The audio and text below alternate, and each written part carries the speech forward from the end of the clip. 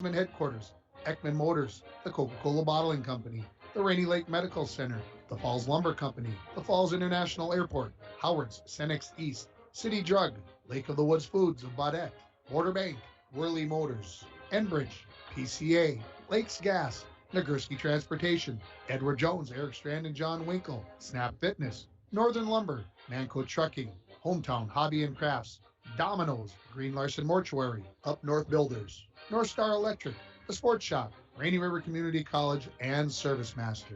Now let's go out to the rink for Bronco Boys Hockey on K104 and RJBroadcasting.com. Good evening, everybody. Welcome to Bronco Arena as we get set for Iron Range Conference and Section 7A Boys Hockey as the International Falls Broncos play host to the Rock Ridge Wolverines. Tim Ringhofer joining you here this evening. Happy to have you along right here on K104, RJBroadcasting.com. And if you're watching you're watching this on yourliveevent.com. Happy to have you along, whether you're in the Falls, you're on the range, hey, maybe you're across the world. We're happy to have you along. This is a game between two teams that played just 3 nights ago, and it was the Rock Ridge Wolverines that came out with a 6-0 win. Now, it was 0-0 after the first period, and it was 0-0 about 6 or 7 minutes into that second period before the Wolverines broke through with 3 goals in the second, 3 more in the third for the final margin of 6-0. So you don't get to see this very often in the high school ranks where a team plays another team twice in the same week and back-to-back to boot. So it'll be interesting how these two teams will react, how things might change. The Wolverines on the season, they're sitting with a 9-8-1 record. They're sitting in second place in the IRC. They've got a 2-1 record for 4 points. They're behind Greenway Area, who is 3-0 in the IRC right now. The Broncos come into the game 4-12 on the season. They're at 1-2 in the IRC with those 2 points. So each of the teams in the IRC, Greenway, Rockridge, International Falls, and North Shore, have played exactly 3 games.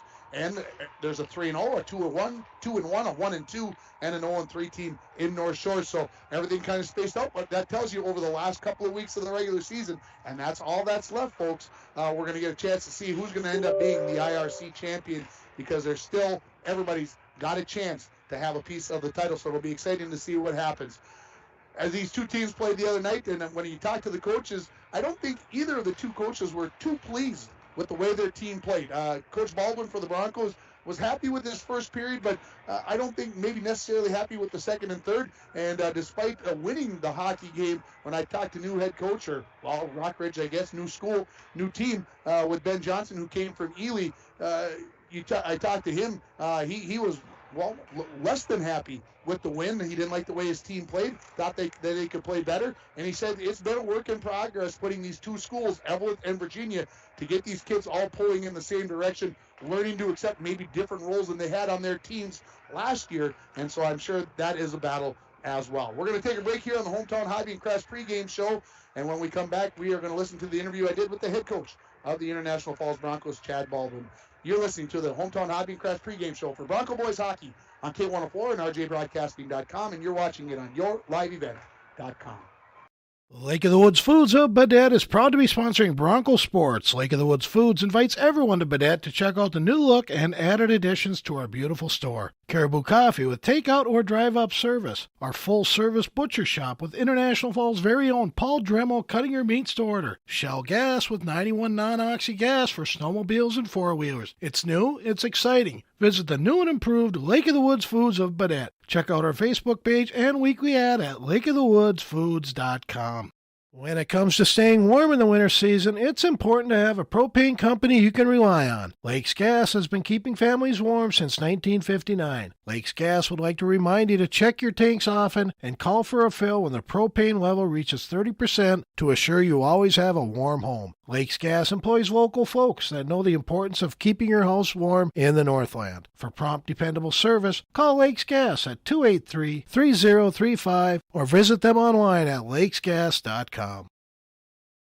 It's a couple weeks left in the regular season. How do you feel about where your team is sitting at? Well, it's kind of been an up and down season. We definitely had some intriguing periods that I thought went really well. We're still struggling to put together a full game, but there's still plenty of time left in the season, and we're going to keep working towards that and going to the playoffs on a high note.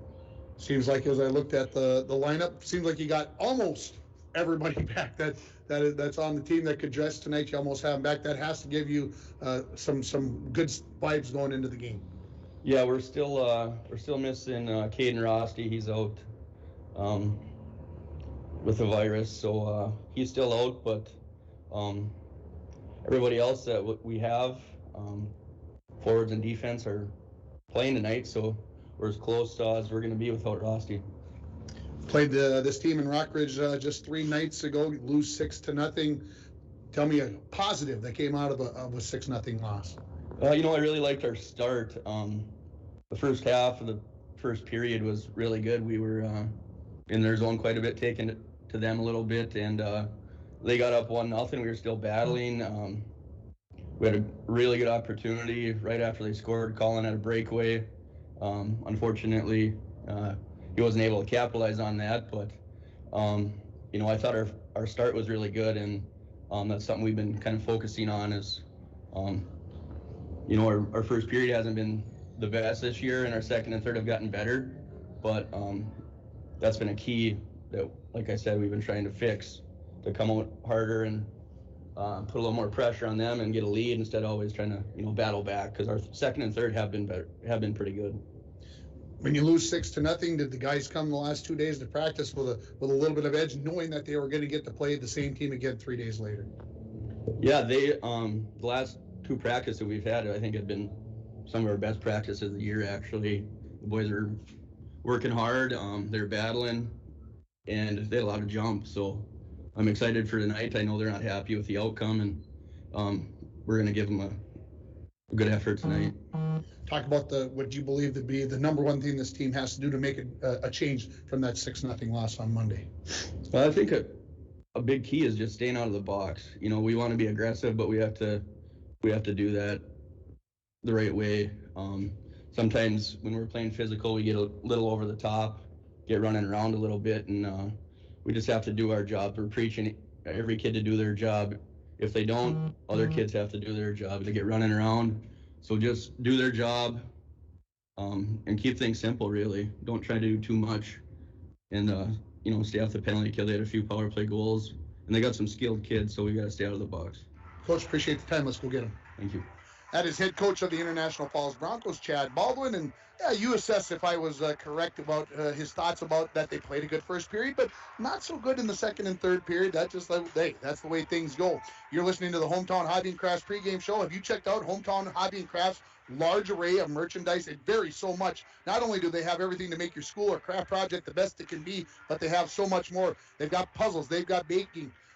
They've got sewing supplies. They're going to be having a 15% off all their sewing supplies coming up starting on Monday, February 14th. So stop down and see them at Hometown Hobby and Crafts at 327 3rd Street in downtown International Falls. Also want to remind you to, get involved here. Who's going to score the first goal of the game for the Broncos here tonight? Text your selection to my phone here at 218-324-3053. And while you've got your phone out, call Domino's at 283-3444 or go to online to Domino's.com and order your favorite pizza, chicken wings, pasta, or a sandwich. The winner receives a $5 gift certificate to Domino's. Again, that that cell phone number is 218-324-3053. When we come back, we're going to hear the interview I did with the head coach of the Rockridge Wolverines, Ben Johnson. You're listening to the Hometown Hobby and Crafts pregame show for Bronco Boys Hockey on K104 and RJBroadcasting.com, and you're watching it on yourliveevent.com. Worley Motors is your local Chrysler, Dodge, Jeep, Ram, and Ford dealer. Stop in today for a test drive on our all-new 2021 Ford Explorer XLT that just arrived. This one has a 2.3-liter EcoBoost engine with a 10-speed auto transmission, remote start, heated seats, heated steering wheel, with Ford Pass Connect, and much, much more. For all the details, stop in to Worley Motors, 309 5th Street, International Falls. If you want to get away, book your vacation from Falls International Airport. Falls International Airport offers direct non-stop flights to Minneapolis daily, along with a non-stop charter flight to Laughlin, Nevada, March 7th to the 11th. For more information and to book your Laughlin trip, visit internationalfallsairport.com and click on Charters. With modern terminal, free parking, free Wi-Fi, shorter lines, easy baggage claim, and more, you'll be happy you booked your flight out of Falls International Airport. Welcome back to the pregame show, joined by Rockridge head coach Ben Johnson. Coach, last year in Ely, this year you're in Rockridge. Talk a little bit about the difference between coaching those two different sized programs. Yeah, it's definitely a different world, that's for sure. You know, with having the numbers and the facilities and everything new here at Rockridge, it's definitely different than Ely. You know, we just scraped for everything we had in Ely and got it done. So it's just two different worlds, but I miss a little bit of both, but still rooting for Ely, even though I'm not there anymore. Still watch them. You know, I know they play Park Rapids tonight, so hopefully they come out with a W. But yeah, it's a new page, new time though. But I'm definitely enjoying Rockridge a lot. Talk about bringing the two schools together. Obviously, they're still separate, but they're together. Talk about the challenges and the good stuff about having that kind of an option. Yeah, there's a lot of moving parts when you combine kind of two programs that have, you know, competed hard against each other for so many years, and there's obviously some blood there that's not the best. And but as far as the players are concerned, they get along great, and the team's starting to come around, and you know, we're having a great time, and the team's playing well, and they get along, and it's fun to see there. So, you know, it takes time to get over it, and time will heal all that. But as of now, yeah, it's definitely fresh. Yeah, it's one of those things where you take these teams and you take first line center maybe from last year's team, and all of a sudden somebody's going to be the number 2 guy, or there's going to be a guy who's going to be a third line guy, and those challenges. Do you feel like, and I think you may have said it, but do you feel like you've gotten through that now and the kids are there and they've accepted their roles? Yeah, they should. I mean, you know, there's a lot of competition now where before there wasn't, and you're just on the team, and you know, now you got to compete and keep your spot, and obviously competition brings success. So I enjoy it. They might not, but it's definitely something down the line. Hopefully it'll pay off. But yeah, there's a lot of good hockey players out there. It's a little rare in high school hockey to get to play a team twice in a week. You guys had 3 days in between the games here. You guys beat the Falls 6-0 the other night. Talk a little bit about what you take from that game into tonight's game. Yeah, you rarely play them twice in a row. Obviously the makeup game with the weather and stuff, so nice to be able to get it back in. But yeah, we know what they look like. We had a taste of them on Monday night, so hopefully we're more prepared as far as coming out and you know, playing all 3 periods solid. We definitely played okay, but I don't really care about the score and stuff, but just having them work hard and play a solid game is more what I'm looking for, rather than, you know, taking a period off here and there.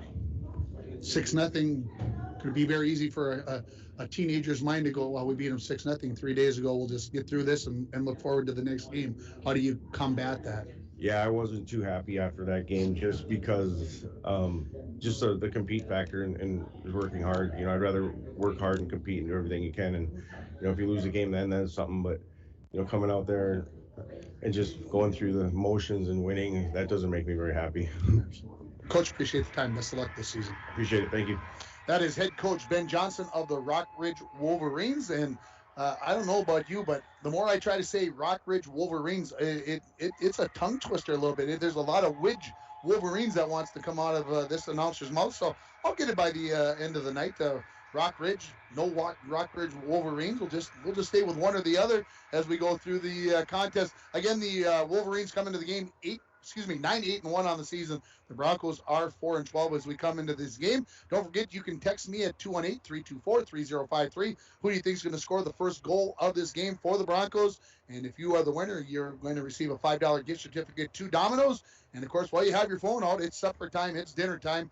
Why don't you give Domino's a call at 283-3444, or go to Domino's.com on your online if you've got that smartphone, and order your favorite pizza, chicken wings, pasta, or a sandwich. We are going to take a break. When we come back, we'll have the Edward Jones, Eric Strand, and John Winkle keys to the game. You're listening to the Hometown Hobby and Crafts pregame show for Bronco Boys Hockey on K104 and online at rjbroadcasting.com, and you are watching it on yourliveevent.com. TrueStar Federal Credit Union opened our doors in 1960, and from that day on, our commitment to the members and community has never wavered. As a member-owned financial cooperative, our mission is to deliver innovative products and provide exceptional experiences, allowing you to reach your financial aspirations. Whether you are looking to open your first savings account, buying your first home, or send your child to college, TrueStar is here to help you take the next step in your financial journey. Federally insured by NCUA. And we're back with breaking news. The new Coke Zero Sugar might be the best Coke ever. That's right, Jim. With an improved taste and 0 calories, make sure... Jim. Ooh, yes, this tastes like the best Coke ever to me. We're on the air. I need to try it first. With zero sugar and now even more delicious, it's the new Coca-Cola Zero Sugar, the best Coke ever. Find out for yourself. At Packaging Corporation of America, we're proud to sustainably manufacture America's top-selling brand of paper right here at our International Falls mill. PCA is committed to U.S. manufacturing, environmental excellence, and providing great support to the many events that make our community unique, including the International Falls Bass Championship. At Packaging Corporation of America, we make more than paper. We make a difference. Eric Strand and John Winkle, keys to the game. There are keys to the game, and there are keys to making wise financial decisions for your future. Let Eric Strand and John Winkle help you make those choices. Stop in and see them at 445 4th Street in downtown International Falls, or give them a call at 283-6464. Edward Jones is a member, SIPC. Well, in my mind, the Broncos did not score in 51 minutes the other night against Rockridge, and truth being told, I was told that they had a 5-minute power play and a 2-minute power play almost back-to-back in that first period, and the Broncos failed to score. Key to the game tonight for the Broncos to get a win, they got to score first. You got to put one in the back of the net. You got to get some positive vibe going on this team. So to me, I know it's easier said than done, folks, but it's the number one thing I think the Broncos have to do to get a win here. Put a little doubt into the Wolverines' mind. Hey, they just won 6-0, and now they came out and just scored first against us. So for me, score first, Broncos. That is your key to the game, brought to you by Edward Jones, Eric Strand, and John Winkle. We're going to have Bronco girls hockey on the air tomorrow night as they take on Northern Lakes. We will be getting a feed from our friends down in Aiken, so stay tuned for that game tomorrow night. Then next week, we've got a busy week coming up. We're going to have, I'm not kidding you here now, we're going to have 6 games on the air next week. We're going to have a doubleheader on Monday of basketball from Little Fork as the Bronco girls and the Viking girls play. Then the Viking boys take on Big Fork to follow that. Tuesday, we're going to have a swim meet from the Falls High Pool as they take on Mesabi East, their first dual meet of the year, I believe, at home, if my memory serves me correctly. Then on Thursday, we're going to have Bronco boys hockey as they take on the Raiders down at the Snake Pit on the range on Thursday. Friday, we're going to have Bronco boys basketball from Virginia as they take on Hinckley Finlayson. And then on Saturday, we're going to have playoff hockey. The Bronco girls hockey team, I believe, don't quote me on this now, it'll be official on Monday, but it looks like the Broncos will be playing at East Grand Forks on Saturday, next Saturday. That's 2 Saturdays away now, folks, in the first round of the playoffs, and we'll have that game for you on the 12th. So there's the 6 games we're going to have for you next week. If I could squeeze in a 7th, I'd probably be committed for something other than being sane. So we probably shouldn't do any more than that. Let's take another break here. When we come back, we're going to have the starting lineups and the start of this hockey game here from Bronco Arena as the Broncos take on the Rockridge Wolverines. You've been listening to the Hometown Hobby and Crafts pregame show for Bronco Boys Hockey on K104 and online at rjbroadcasting.com. Ho-ho, mateys! Mike, the Pirates are back. Oh no, not them. They came in for icebox days, and now they no longer want to walk the plank. Why not, Don? They're pirates. Mike, now they just want to walk the carpet tiles. Well, of course they do, Don. It's warmer on their feet. Update your home and business with any of the major brands of flooring. Call now to get on the installation schedule. At Studio B Flooring next to the Falls Eye Care, 218-240-5599. Ackman GM of International Falls is bringing in the new year, so check this out. The new 2022 Chevrolet Silverado 1500 LTD Crew Cab, 4-wheel drive, MSRP $61,665 with $500 customer cash. And this one will not last long. The new 2022 Chevrolet Colorado Crew Cab, long box 4-wheel drive, MSRP $43,005 with $500 customer cash. Chevrolet, find new roads. Find out more at EckmanGM.com. Rainy Lake Medical Center is proud to offer local athletes a robust sports medicine program that includes comprehensive rehabilitation for athletic injuries, post-surgical rehab, and return to sports guidance. Rainy Lake Medical Center's Advanced Concussion Management Program offers additional protection and peace of mind to athletes and parents. For more information, call Rainy Lake Medical Center Therapy and Wellness Department at 283-5420.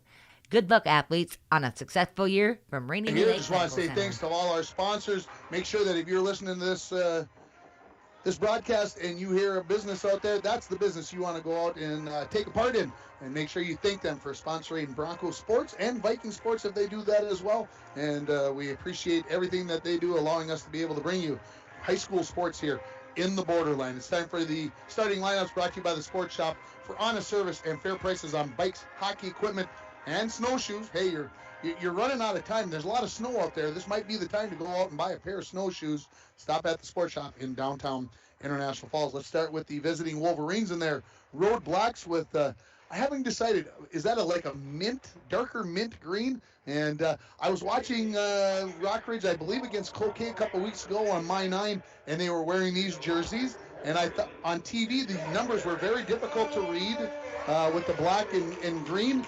It's not so bad in person. I think it's going to be okay, but it is a little tough to see those. So it's just my thoughts.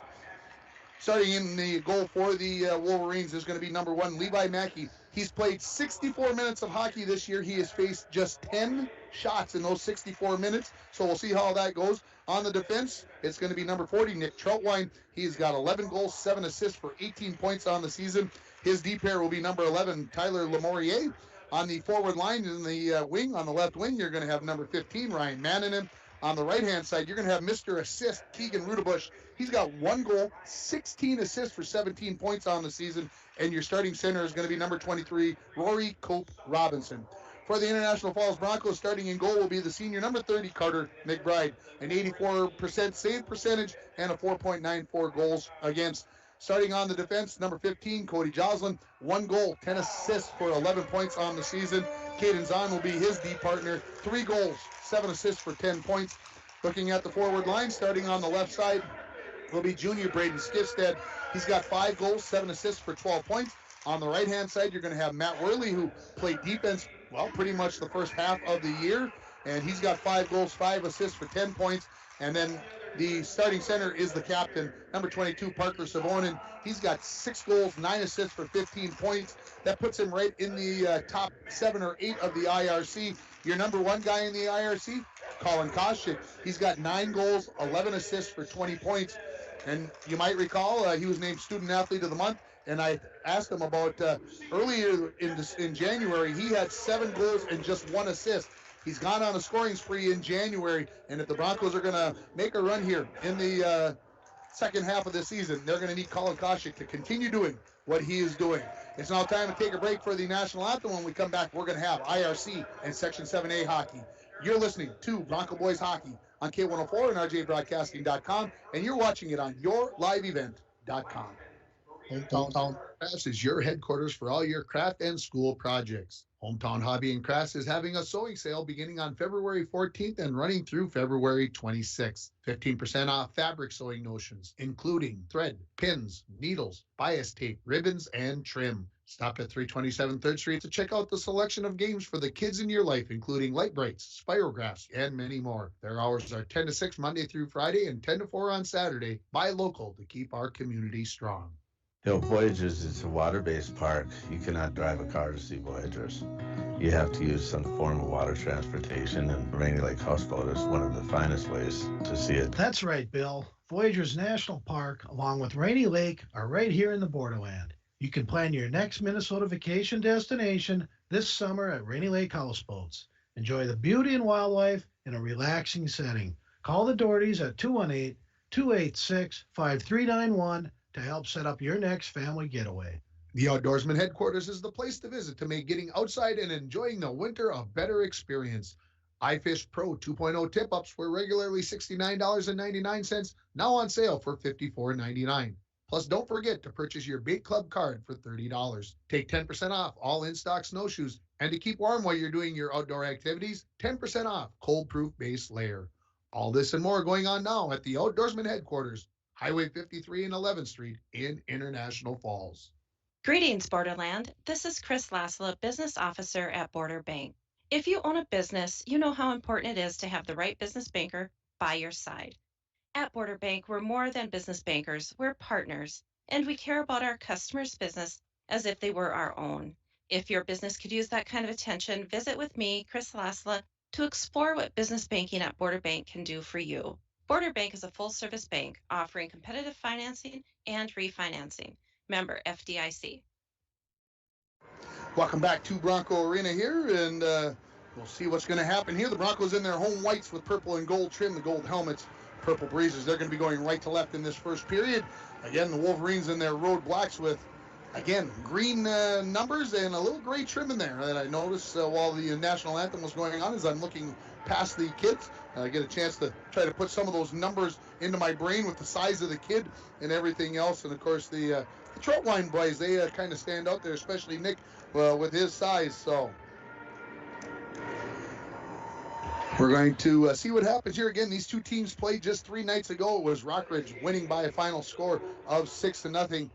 And 2 weeks left in the season. The final regular season game is 2 weeks from tonight when the Broncos play at Lake of the Woods. It is very possible with the way the season has gone that the Broncos will be playing a playoff game 2 nights later on February 19th right here at Bronco Arena. The way if the playoffs started today, they would be the number 7 seed, it looks like to me, and that's just an eye test. They don't go by the QRF, but that looks like where they would be sitting. They beat the 3 teams below them as for 8, 9, and 10. They haven't beat any of the teams above them, so kind of sits there, and that's how it looks that they would be 7.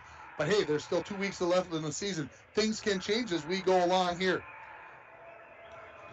As we are underway here at Bronco Arena, the Broncos control the faceoff. Caden's on in his own zone, cross ice to his deep partner Jocelyn. Jocelyn has a tough time controlling, comes up along the wall to Skifstead. Skifstead pushes it along the near wall, picking it up, coming into the zone is Worley. Quick shot, missed the far post.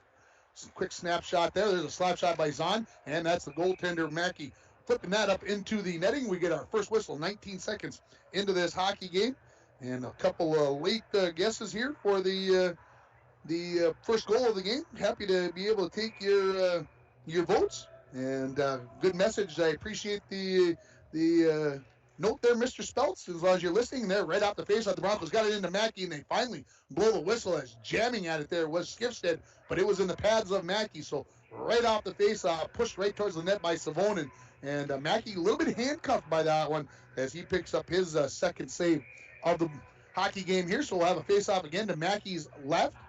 It'll be Savonin. That is against number 16 there that's Lampa. And the puck is run around into the near corner, picked up there by the Wolverines, who bring it out to center. Jocelyn tries to flip it right back in, but it's stopped there. Jingle jangs around there as Troutwine had it for a moment, and now the Wolverines possess it in their own zone, right in front of their own net. This is Lemourier. Lemourier spins it back to Troutwine. Troutwine tries to go right up through the middle, right onto the tape of Lampa as he comes into the zone. On his backhand, gets tripped up, and no hand raised. Ooh, they say he just lost an edge. Into the far corner goes Lampa. Lampa has it knocked away by Savonin. They're battling for it along the far half wall. Savonin tried to flip it out, kept in at the point by Lemourier. Lemourier flips it along the wall and then knocked out to center by Zahn. 1:10 into this hockey game. No score on your Rainy River Community College scoreboard. The Wolverines flip it in. Zahn flips it right back out. Back in his own zone with it. Now is Dahl. Dahl plays it up along the near wall. Trying to advance it are the Wolverines. They get it towards the net. Lampa picks it up, pokes it towards the net, and flicking that away is McBride into the near corner. Lampa, who's been out on the ice for a while, flips it in behind the net. Zahn has it there on the far side now with it. This is Flatley. Flatley spins, gets a return pass, and try to put that one along the net, and McBride flipped that away with the stick. In behind the Bronco net it goes, picked up there by the Wolverines. Knocking that away there is going to be Lampa. Still out on the ice. Flips one towards the net. There's a shot saved by McBride, and it goes up into the netting. That was off the stick there of number 8 for the Wolverines. That is Headley. And so we'll get a face-off to the right of McBride. 15:07 remaining here in the first period. No score. Face-off between Headley and Savonin. Savonin wins it over towards the wall. Picked up there by the Wolverines. They flip it out to the point. Worley knocks it out to center. Back to pick it up here now is Skelton. He flips it along. Here come the Wolverines back into the zone. Flipping it towards the net. That was knocked away by Glowak. And now here comes Royce Allen, who hasn't played in more than a month until Monday, as he's back and he flips it down the ice. Back to pick it up. This is going to be Sam Troutwine. He flips it into the far corner. This is Peterson. Brendan Peterson plays it along. picked up there by Troutwine. Sam flips it out, flipped right back in, right on net by Glowak. Mackey comes up with the easy save. Savonin gets a turnover. He's going to walk right in. He shoots. Oh, right off the shoulder, and I believe the crossbar as well. Has a good opportunity there for the center. Slap shot from the point. Glowak just misses the near post. Flip back into the corner by Allen. Picked up behind the net now. This is Sam Troutwine up along the far side. Kept in by Glowak. He whiffs on the quick wrist shot. Savonin then whiffs. They've got to get those holes fixed in their stick. And now here come the Wolverines. They try to flip it in and change, but a good knockdown there by Glowak. Try to flip that up to Savonin, who tipped it into the zone and heads for the bench. 3 minutes into this hockey game. No score between the Broncos and Rockridge. In behind the net now with it is Max Dremel. He has it knocked off of his stick by Sam Troutwine. Wolverines played back in. In behind the net, this is Skelton. Skelton plays it back into the corner. Going to be picked up there by Bialke. Bialke tries to play it out. Zahn keeps it in. Wrist shot, just missed the far post. Pushed along there now. Comes out in front of the left-hand side of the net. Turnover. Max is going to get this one. Koshik picks it up. Missed on that shot as he either got tied up or just missed it. And the clearing attempt kept in at the point by Zahn. Wrist shot right on the edge. Tipped out in front. Oh, Koshik tried to play it in off the goaltender. And Mackey gets his stick out there. And that's the save of the hockey game right there so far. Here's a long stretch pass for the Wolverines. This is going to be icing, as unable to come up with that pass was Giruli. And we'll have a face-off back to the left of goaltender Mackey. Boy, Colin Koshik is going to be sitting there saying, if I could have settled that puck down, I'd have had an empty net. Mackey was down on his side and then got the stick out there at the last second to keep this a 0-0 hockey game. Face-off to the left of Mackey. Puck is still sitting on the dot, now going to be picked up there by Nick Troutwine. Troutwine comes along the near side. Flipped across ice. Looking for Mannanen. Mannanen lays on the brakes right out front. Tip goal. Man, that's pretty right there. Rory Cope Robinson puts it into the back of the net. Bing, bang, boom. It's down the ice, and it's into the back of the net, and Rockridge leads this game by a score of 1-0. This goal comes at the 3:57 mark, and it will be Cope Robinson that will put it into the back of the net. Mannanen will get the first assist, and I'm not sure who will get the second assist as I go back in my memory. It could be Troutwine, but we'll wait for the public address announcer to give us the call, and we are back underway. The Wolverines possess it. Rockridge coming up along the near wall. Pushing along here is Keegan Rudebush. Pushes it in the zone. Glowak. Turnover, shot right over the top of the crossbar off the stick there of Lemorier. Comes off the wall here. Flipping it out to center is going to be Nate Dremel. Race for the puck. Getting there first is going to be Nick Troutwine. Troutwine in behind his own net into the far corner. Leaves it for Lemorier on the near side. Number 23, Rory Robinson. The assist, number 15, Ryan Mannanen. And number 11, Tyler. It was Lemorier that's going to come up with the second assist as the Broncos flip it in, and they are changing behind the play. In behind their own net, the Wolverines. This is Lemorier. He spins 180. Pressured by Allen. Loses possession of the puck. Puck comes loose in the corner. Picking it up there is going to be Keegan Rudebush. He pushes it into the far corner. Nick Troutwine up along the far wall, flips it out to center. Zahn tried to flip it right back in. Broncos never got into the zone, so no offside or delayed offside. They come right back in with it with the Joslin. Takasha along the near half wall, battling for it there, and coming up with the possession of the puck is going to be Lampa. Now out the far side for the Wolverines. They try to go long distance pass, and that is going to be an icing call as nobody's going to touch that. 1-0. Rockridge leads it on your Rainy River Community College scoreboard. Start your voyage at RRCC. Your future awaits you right here in your own backyard. Rainy River Community College, 285-7722. Face off to the left of Mackey. 11:44 remaining here in the first period. Lampa versus Savonin at the dot. Puck goes backwards, and now picking it up and taking possession here is going to be Headley. He tries to clear it. Sent right back in behind the goal line by Joslin. Puck battle for there in the corner. 6 players, count them, 6. Worley finally picks it up. Snaps a shot off right into the body of the goaltender, Levi Mackey. He hangs on to it and stops the clock with 11:28 remaining in period number 1. 1-0. Rockridge leads it on a goal by Rory Cope Robinson. Face off now to the right of Levi Mackey. Savonin wins it back. Worley pushes it out to the point to Joslin. Joslin tried to push it through about 3 different players. That was kicked towards the line. Savonin picks it up, backhands it all the way around the boards into the far corner. Coming out in front with it was Skifstead, tried to jam it home. Mackey was up against the post and kept it out. Joslin, his wrister from the point, hits some traffic, goes wide of the mark. Now picking it up here for the Wolverines and winding it up is Brent Tiedemann. Man, he's got some speed coming down the near wall. Crosses over, tried to shoot. That was tied up by Joslin, and then Zahn knocks it into the corner. Intihar tried to pass it out front. That was intercepted by Zahn. Here come the Broncos out of their own zone. Skifstead gets to the red line. They say no icing. 3 or 4 games ago, that would have been icing, no doubt about it. In behind the net now. Skifstead had it. He flips it in behind the net. Koshik will be the first one to get there. Leaves it for Max Dremel in the corner. Out to the point to Glowak. Glowak playing with us offhand there. Flips it back in behind the net. Pushing it out the far side is Dahl. Pinching in now. This is Reiners back in behind the Wolverine net. Out to the near side. Tipping it out to center. Picked up there. Reiners flips it right back in. Broncos take back up. Now race for the puck. Racing back to pick it up is going to be Headley. That is actually, Brendan Tiedemann, number 9, not number 8. Tough with those numbers up inside the breezers there. Comes into the Broncos zone. Off the end wall now with it is Koshik. Trying to flip one along is Max. Max Dremel gets it out. This will have enough to be icing. Yeah, they'll call it here with 9:57 remaining. And got to get that number 9 down there. So Braden and Brandt. And I'll work at that, folks. Those of you that are listening and or watching, be patient with me. We'll get those first names down as Brandt and Braden. Face off to the right of Carter McBride. 1-0 Rockridge leads it. Face off to the point. There's a quick shot that hits some traffic off the stick of Sam Troutwine into the corner. Still battling for the puck there. Allen had it momentarily. Tried to tip it off to Savonin. Savonin now has it.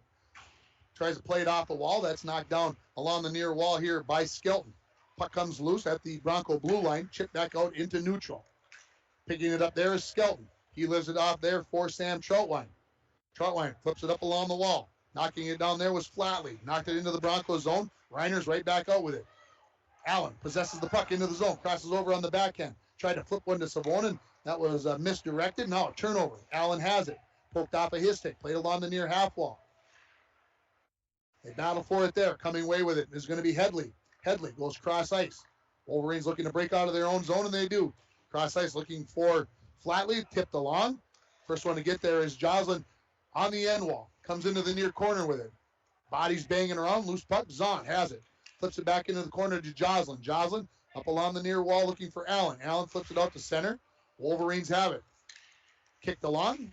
Skelton tries to tip it into the zone. Tipped right back out by Joslin, and then right back into the zone by Headley as the Wolverines are changing. Zahn in behind his own net. Cross ice. Looking for Koshik. Coming into the zone.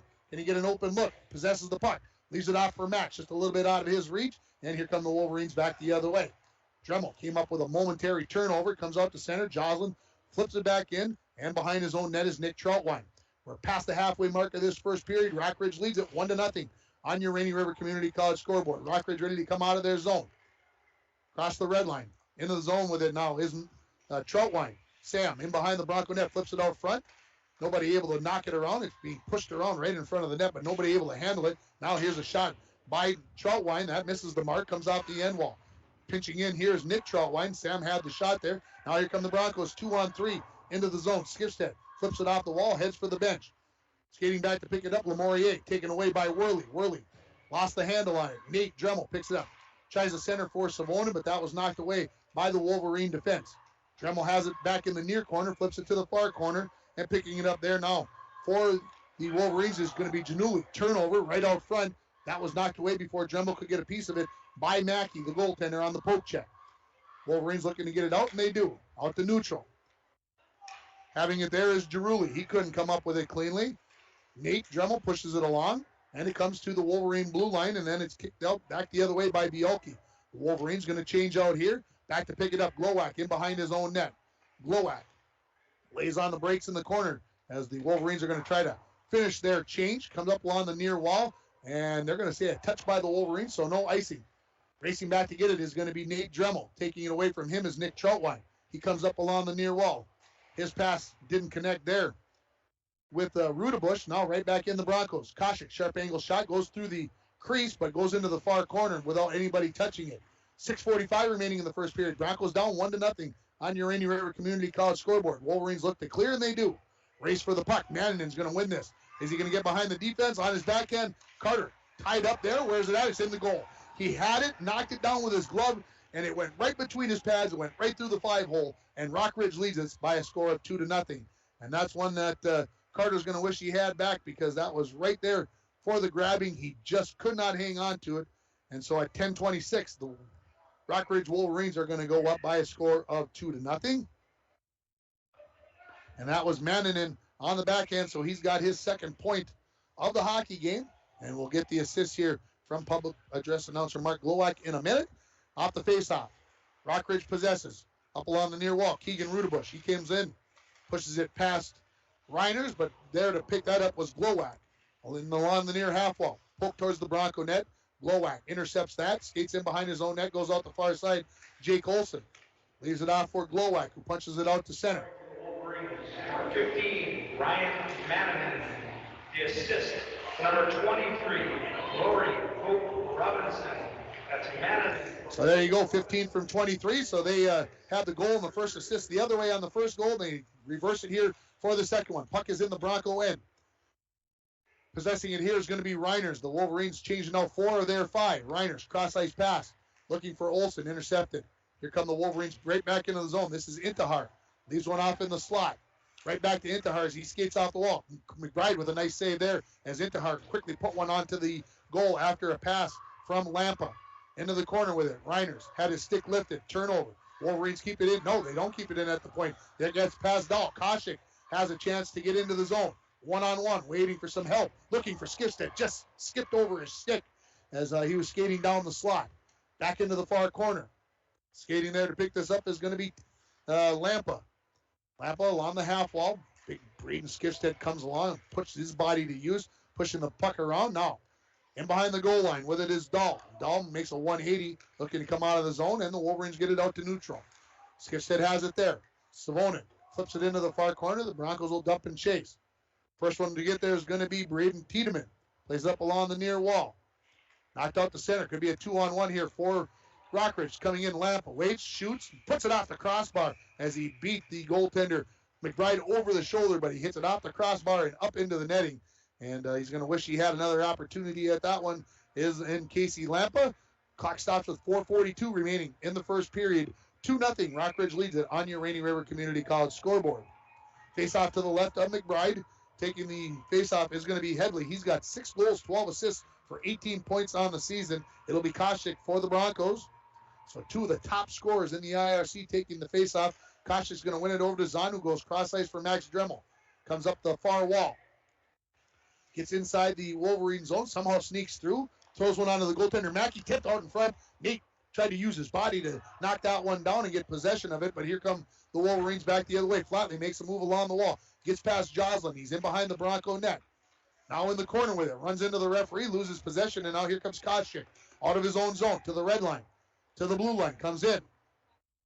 Goes into the corner. Looking. Tried to center it as Dremel was right in front of the net. Never got there. From the point. Here's a shot by Reiners. Koshik tipped that around. Clearing attempt by the Wolverines. Now behind the defense. Walking in. All alone is going to be Flatley. He shoots and sends it high over the crossbar. And it remains a 2-0 hockey game. Push towards the net. Carter McBride knocks that away with the stick to the far side, kept in by Sam Troutwine. His wrist shot goes over the top of the crossbar, comes to the near wall. Keeping it in was Skelton momentarily, but as he chipped it along, it goes up into the stands, and we'll get a fresh puck out onto the ice. 3:44 remaining in the first period. The Broncos trailing at 2-0 on your Rainy River Community College scoreboard. Start your voyage at RRCC. Your future awaits you right here in your own backyard. Rainy River Community College, 285-7722. Face off to the left of McBride. This will be Dawson Rudebush to take it to fourth line center. And he takes it back, but stepping in there is going to be Royce Allen. He heads up the ice, leaves it out for Parker Olson. Race for the puck there. Sam Troutwine gets there first. Along the near wall. 2 teams trying to get possession of it. It skips over the stick of Reiners. Coming in now. Here is going to be Bialke. Sharp angle shot. McBride has it between the pads. This time it doesn't sneak through. And he hangs on to it with 3:22 remaining in the first period. I have the heater in my way, Dwayne. I don't know if you noticed, but there's about 80 first, second, and third or fourth graders over there. Kindergartners probably all getting ready for mini leaders coming up here. I did not realize it was mini leaders tonight. You and Kevin, I think, talked about that the other morning on School Matters, if I might recall. And so we're going to face off to the left of Carter McBride. Nobody yet to possess it. It gets knocked towards the net, knocked away by McBride to the end wall. Now teams work for it there. Into the corner with it. Centering it was Bialke. Came right in front of the net, knocked away by McBride, comes out front, out to the point. Kept in by Nick Troutwine momentarily. Max Drummel trying to poke it along. Knocked back right onto the stick of Braden Skifstead, and he knocks it in behind the Rockridge net. Getting there is Lamorier. Somehow got past past Skifstead and not get bodied up there. Not sure Skifstead was making sure that he didn't get a charging call because he came from a long way. Wolverines in their own zone, out to center. That long distance pass does not connect. Here come the Broncos back the other way. Koshik, there's a big hit from Nick Troutwine. Puck comes loose into the Wolverine zone. Skating back to pick it up here is Lamorier. He loses an edge. Gets back up, picks the puck up, leaves it off for Nick Troutwine. Troutwine in behind his own net, tied up there by Savonin. Puck comes loose. Max Drummel has it along the end wall. Looking to center, comes right up front. Nate tipped it to the line. Savonin, chance, that was in the net, I thought. And it's not. It came off of the near pipe, right back onto the skate of Mackey. I thought it was in the back of the net, folks, but no light. Referee says no dice, and it remains a 2-0 hockey game in favor of Rockridge. Let's give that the drive to the net of the game there by Savonin. Nagurski Transportation, moving your product safe and fast. Nagurski Transportation is looking for new professional drivers to join their team. Call them at 218-689-2064. And we're going to get a little delay here while they come and get the net back onto its pegs here to my right as it was knocked off. And a little horn, a little light, get the attention of the official. And he's ready for action. Teams are ready for action. Face off to the right of Mackey. 2:14 remaining in the first period. Puck comes into the near corner. Pushed out towards the blue line. Reiners couldn't keep it in, and now a 2-on-1. Coming in is Mannanen. Already has 2 points on the night. Leaves it there. There's a save off the crossbar on the shot by Keegan Rudebush. As he falls to the ice, he knocks it out in front, cleared away by the Broncos. Shot from the point. That hits traffic, goes into the corner. Off a big blast there from Derek Dahl. Broncos try to clear, kept in along the far half wall. Team's working there. Mannanen looks like he's going to possess it. Comes out to the point. Kept in by Dahl. Cross ice. This is Braden Tiedemann. His shot gloved by McBride. It was going to go wide of the near post, but he hangs on to it with 1:39 remaining in the first period. Score remains 2-0 in favor of Rockridge. Bronco boys playing here at home on Saturday, if my memory serves me correctly, against Crookston. No, they are going to Kitson County. Crookston in 2 Saturdays here. The boys will be playing a 1 o'clock game at Kitson County Central. Face off to the left of McBride. Comes to the near wall. Allen tries to clear. Kept in at the point by Braden Tiedemann. Out of the corner. Centering pass knocked away by the Broncos. Now thrown into the far corner. Max Drummel gets there first. Kept in at the point. Shot towards the net. That hits a bunch of traffic. Now throwing back to the half wall. Pitching in is Dahl from the point. Knocks it into the corner. Zahn flips it along the wall. Koshik has it. Tried to flip one to Max Drummel. That was intercepted by Rudebush. Keegan then lost possession. Now he regains it in center ice area. Skates in. Couple of bumps, but maintains possession. Waiting. Now Joslin knocks off of his stick. Mannanen with 1 minute remaining in the first period. Had it. Taken away by Joslin. Now Royce Allen along the near half wall. Leaves it off for Joslin. Joslin pokes it out to neutral. Picking it up there. This is Braden Tiedemann. Tiedemann throws it into the Bronco zone, and they're going to say icing as it comes off the far wall. Stop the clock with 45.5 seconds remaining in the first period. Rockridge on a goal by Cope Robinson and one by Ryan Mannanen. They lead it by a score of 2-0. Broncos are going to bring out Savonin, Skifstead, Worley, Zahn, and Joslin here for this important face-off in the offensive zone to the right of goaltender Mackey. Winning it back is going to be Lampa. Into the corner. Lampa gets a return pass from his D, and now skating out to center with it are the Wolverines. Onto the stick of Lampa. Flips it into the Broncos zone. The Broncos flip it right back out. Turning and throwing it in here is going to be Skelton. In behind the Bronco net it comes. Joslin has it in the near corner. Tries to clear, and Skifstead tied up Skelton there. It bounces out to center. Throwing right back towards the Bronco blue line. Picked up there by Zahn. He skates back in front of his own goaltender. Throws one off the wall out to center. Allen trying to avoid the big check there from Sam Troutwine. Now here come the Wolverines into the zone. Shot. That misses the mark off the stick of Lampa. Goes into the far corner. Trying to flip it out was Allen. Kept it at the point. There's a shot that's knocked down by Zahn. And we are done with the first period. The score, Rockridge 2, International Falls 0. We'll take a break. We'll come back with the Green Larson Mortuary Intermission Report. You're listening to Bronco Boys Hockey on K104 and RJBroadcasting.com. And you're watching it on YourLiveEvent.com. Coming June 23rd through the 25th at Brainerd International Raceway, the Midwest Premier Country and Rock Festival. Lakes Jam presented by R&J Broadcasting. On the Bud Light main stage, hear John Party, Tesla, Gabby Barrett, Warrant, Kix, Mark Wills, and more.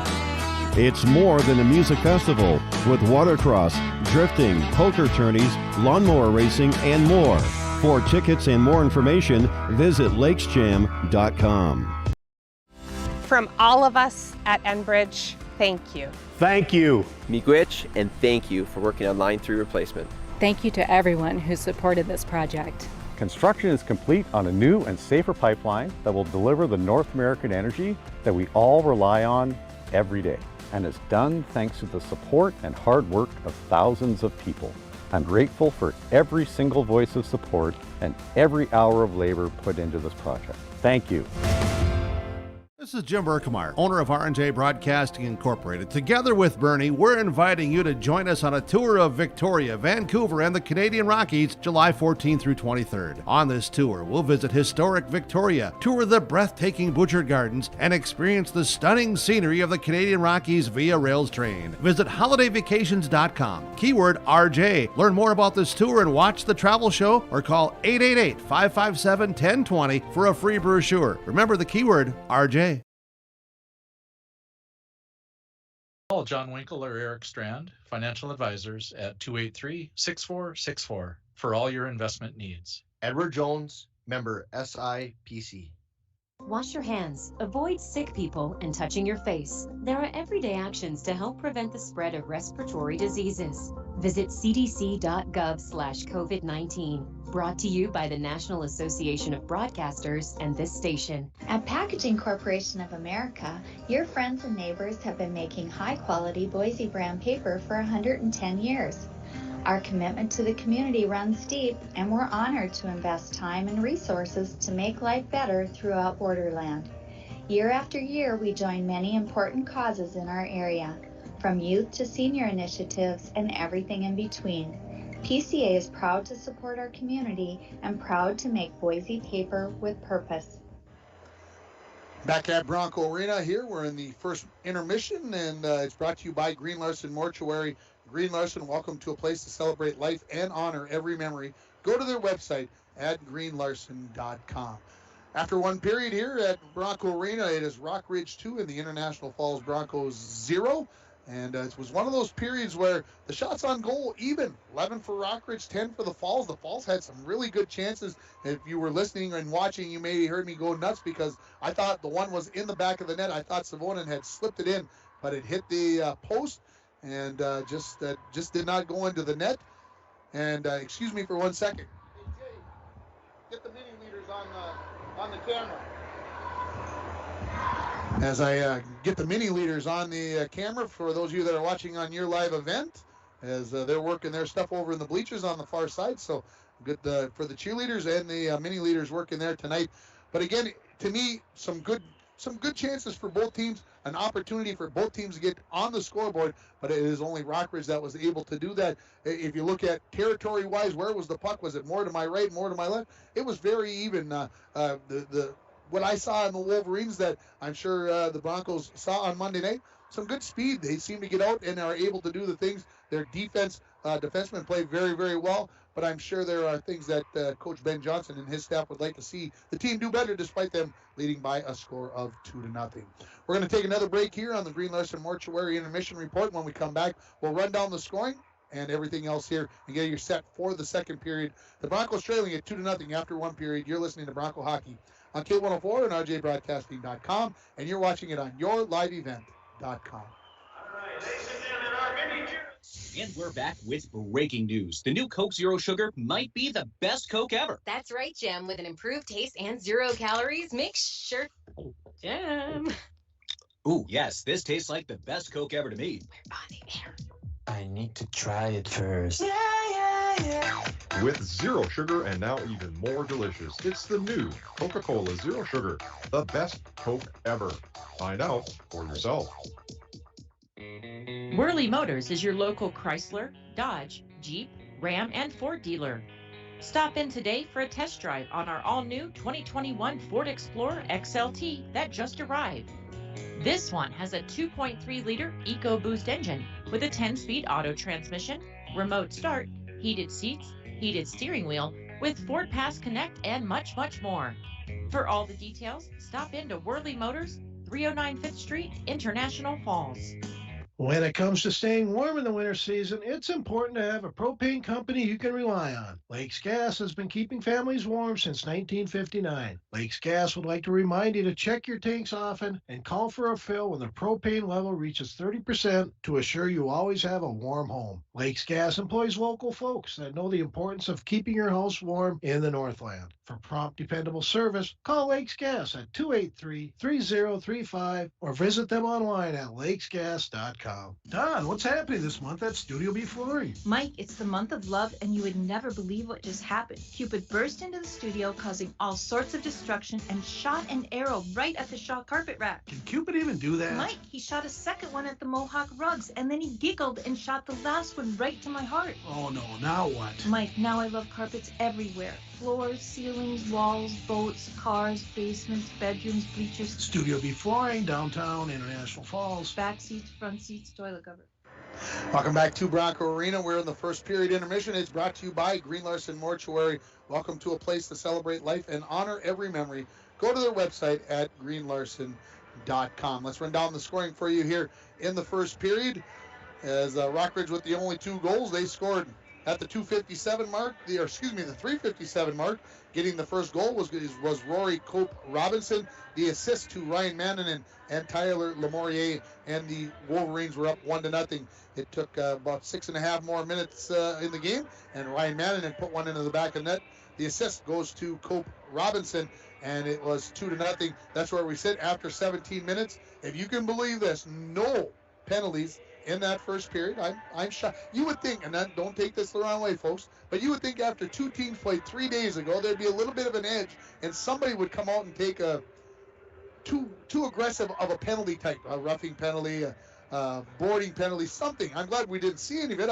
I liked the way things went, but no penalties in that first period. 11 shots on goal for the Wolverines, 10 for the Broncos. So saves in the first period for Levi Mackey for the Wolverines. He had 10 saves in that first period, and if you were listening to the pregame show when I announced that he was starting, he's played 64 minutes, a little bit better than one game this year. He had faced 10 shots in those 64 minutes. He faces 10 in the first 17 minutes. He's perfect throughout the season. He is 24-20, and for the goaltender for International Falls, Carter McBride, he made 9 saves on those 11 shots by Rockridge. And that's where we sit after 17 minutes. The Zambonis got one more pass to make. Then we're going to get back to high school hockey here. So let's take a final break. We'll come back with the second period from Bronco Arena. Rockridge leads the Falls 2-0 after 17 minutes. You're listening to the Green Larson Mortuary Intermission Report. For Bronco Boys Hockey on K104, RJBroadcasting.com, and YourLiveEvent.com. Lake of the Woods Foods of Baudette is proud to be sponsoring Bronco Sports. Lake of the Woods Foods invites everyone to Baudette to check out the new look and added additions to our beautiful store. Caribou Coffee with takeout or drive-up service. Our full-service butcher shop with International Falls' very own Paul Dremel cutting your meats to order. Shell Gas with 91 non-oxy gas for snowmobiles and four-wheelers. It's new, it's exciting. Visit the new and improved Lake of the Woods Foods of Baudette. Check out our Facebook page and weekly ad at lakeofthewoodsfoods.com.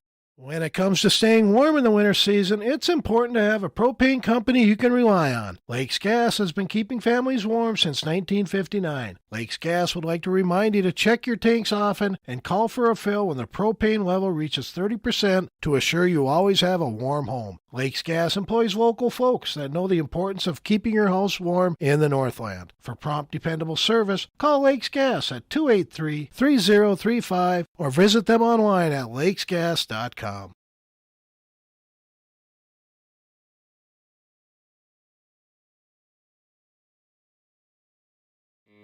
Worley Motors is your local Chrysler, Dodge, Jeep, Ram, and Ford dealer.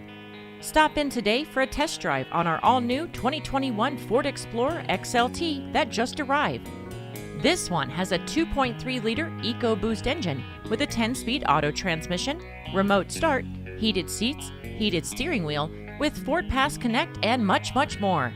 For all the details, stop in to Worley Motors, 309 5th Street, International Falls. If you want to get away, book your vacation from Falls International Airport. Falls International Airport offers direct non-stop flights to Minneapolis daily, along with a non-stop charter flight to Laughlin, Nevada, March 7th to the 11th. For more information and to book your Laughlin trip, visit internationalfallsairport.com and click on Charters. With modern terminal, free parking, free Wi-Fi, shorter lines, easy baggage claim, and more, you'll be happy you booked your flight out of Falls International Airport.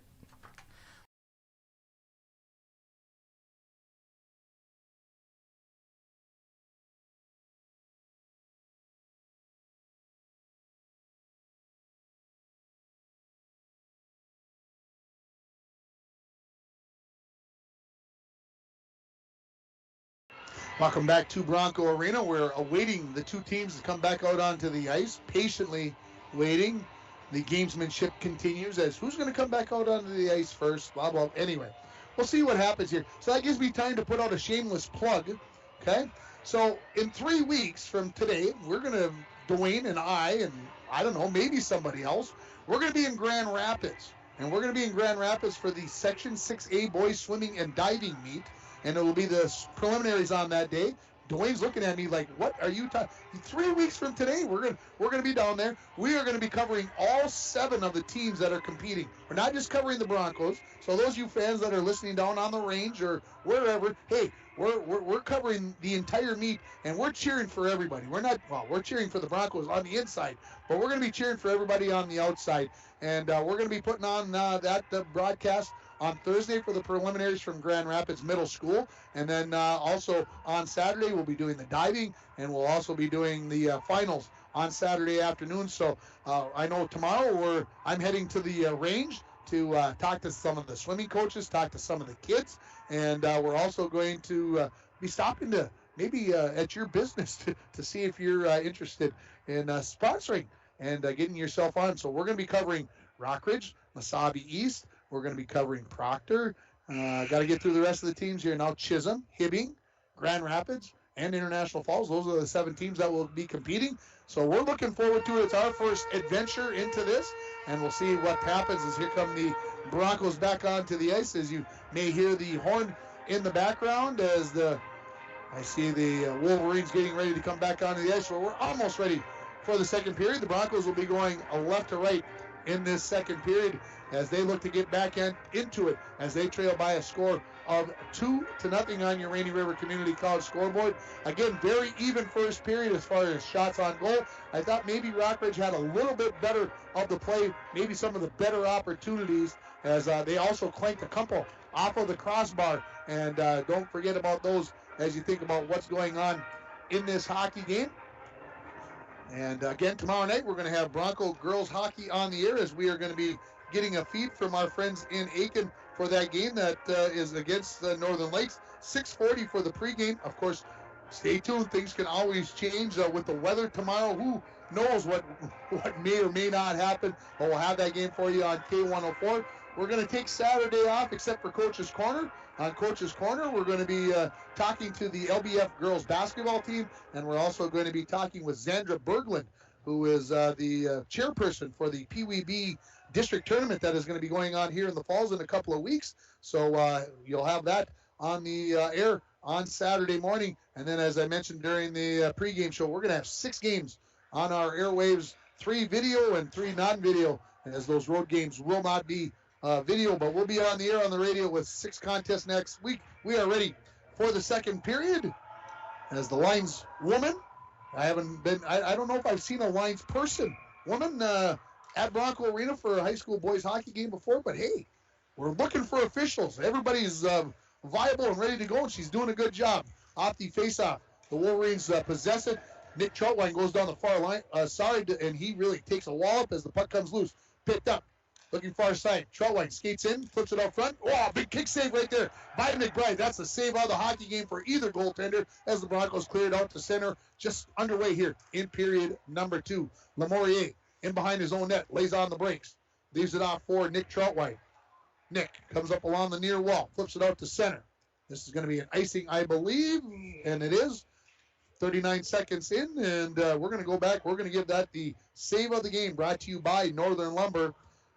Northern Lumber has free estimates, delivery to your work site, and paint matching. Northern Lumber, everything to build anything, located on Highway 53 at 307th Street in International Falls. Face off to the left of Mackey. Taking the face off for the Broncos is going to be Koscheck, and it looks like that is going to be Lampa for the Wolverines, and he wins it back, does Lampa. Now taking it away is Nate Dremel behind the net. He's knocked off the puck by Nick Troutwine very nicely, right out front, and there's a point-blank opportunity for Koscheck, and he just flicked out wide as he came out front on the centering pass from Nate Dremel. Clearing attempt, kept in by Glowacz. He flips it in behind the net. Picking it up there is Nick Troutwine. Did a good job of using his body to avoid having the puck knocked away by Dremel. Out to center with it. Coming in now, 2-on-1. In along the far side, Tiedemann. He takes the shot. That misses the mark. That is Brandt. Comes off the end wall. Comes all the way back into the Wolverine zone. Flicked away there by Dahl. He battles Koscheck along the end wall. Koscheck has it. Now coming in is Nick Troutwine. He knocks it away. Wolverines possess it in the corner. Max Dremel doing what he does every game. Digging in there, trying to get the puck away. Knocked it away momentarily, then Troutwine got it back. Brandt Tiedemann. Near wall. Stretch pass far side. That's intercepted by Reiners. Reiners gets to the blue line. Flips it in. The Broncos are changing. Allen. In on the forecheck. Near side Dahl. Dahl gets it out to center to Lampa. Lampa skates into the Broncos zone along the near wall. Waits, centers it right onto the stick of Joslin, who clears it away. Skates in behind the zone net, flicks it into the corner, picks it back up. We're 2 minutes into the second period. Score remains 2-0 on your Rainy River Community College scoreboard as it was after the first period. Here comes Brandt Tiedemann into the zone. Drop pass for Lampa. Back to number 18 there. That is Flatley. His shot goes wide. From the point, there's a shot by Dahl. It goes into the far corner. Battle on the far half wall.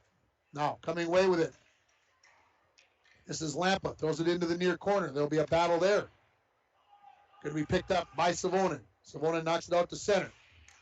Try to get it off to Worley, just a little bit out of his reach. Now back the other way.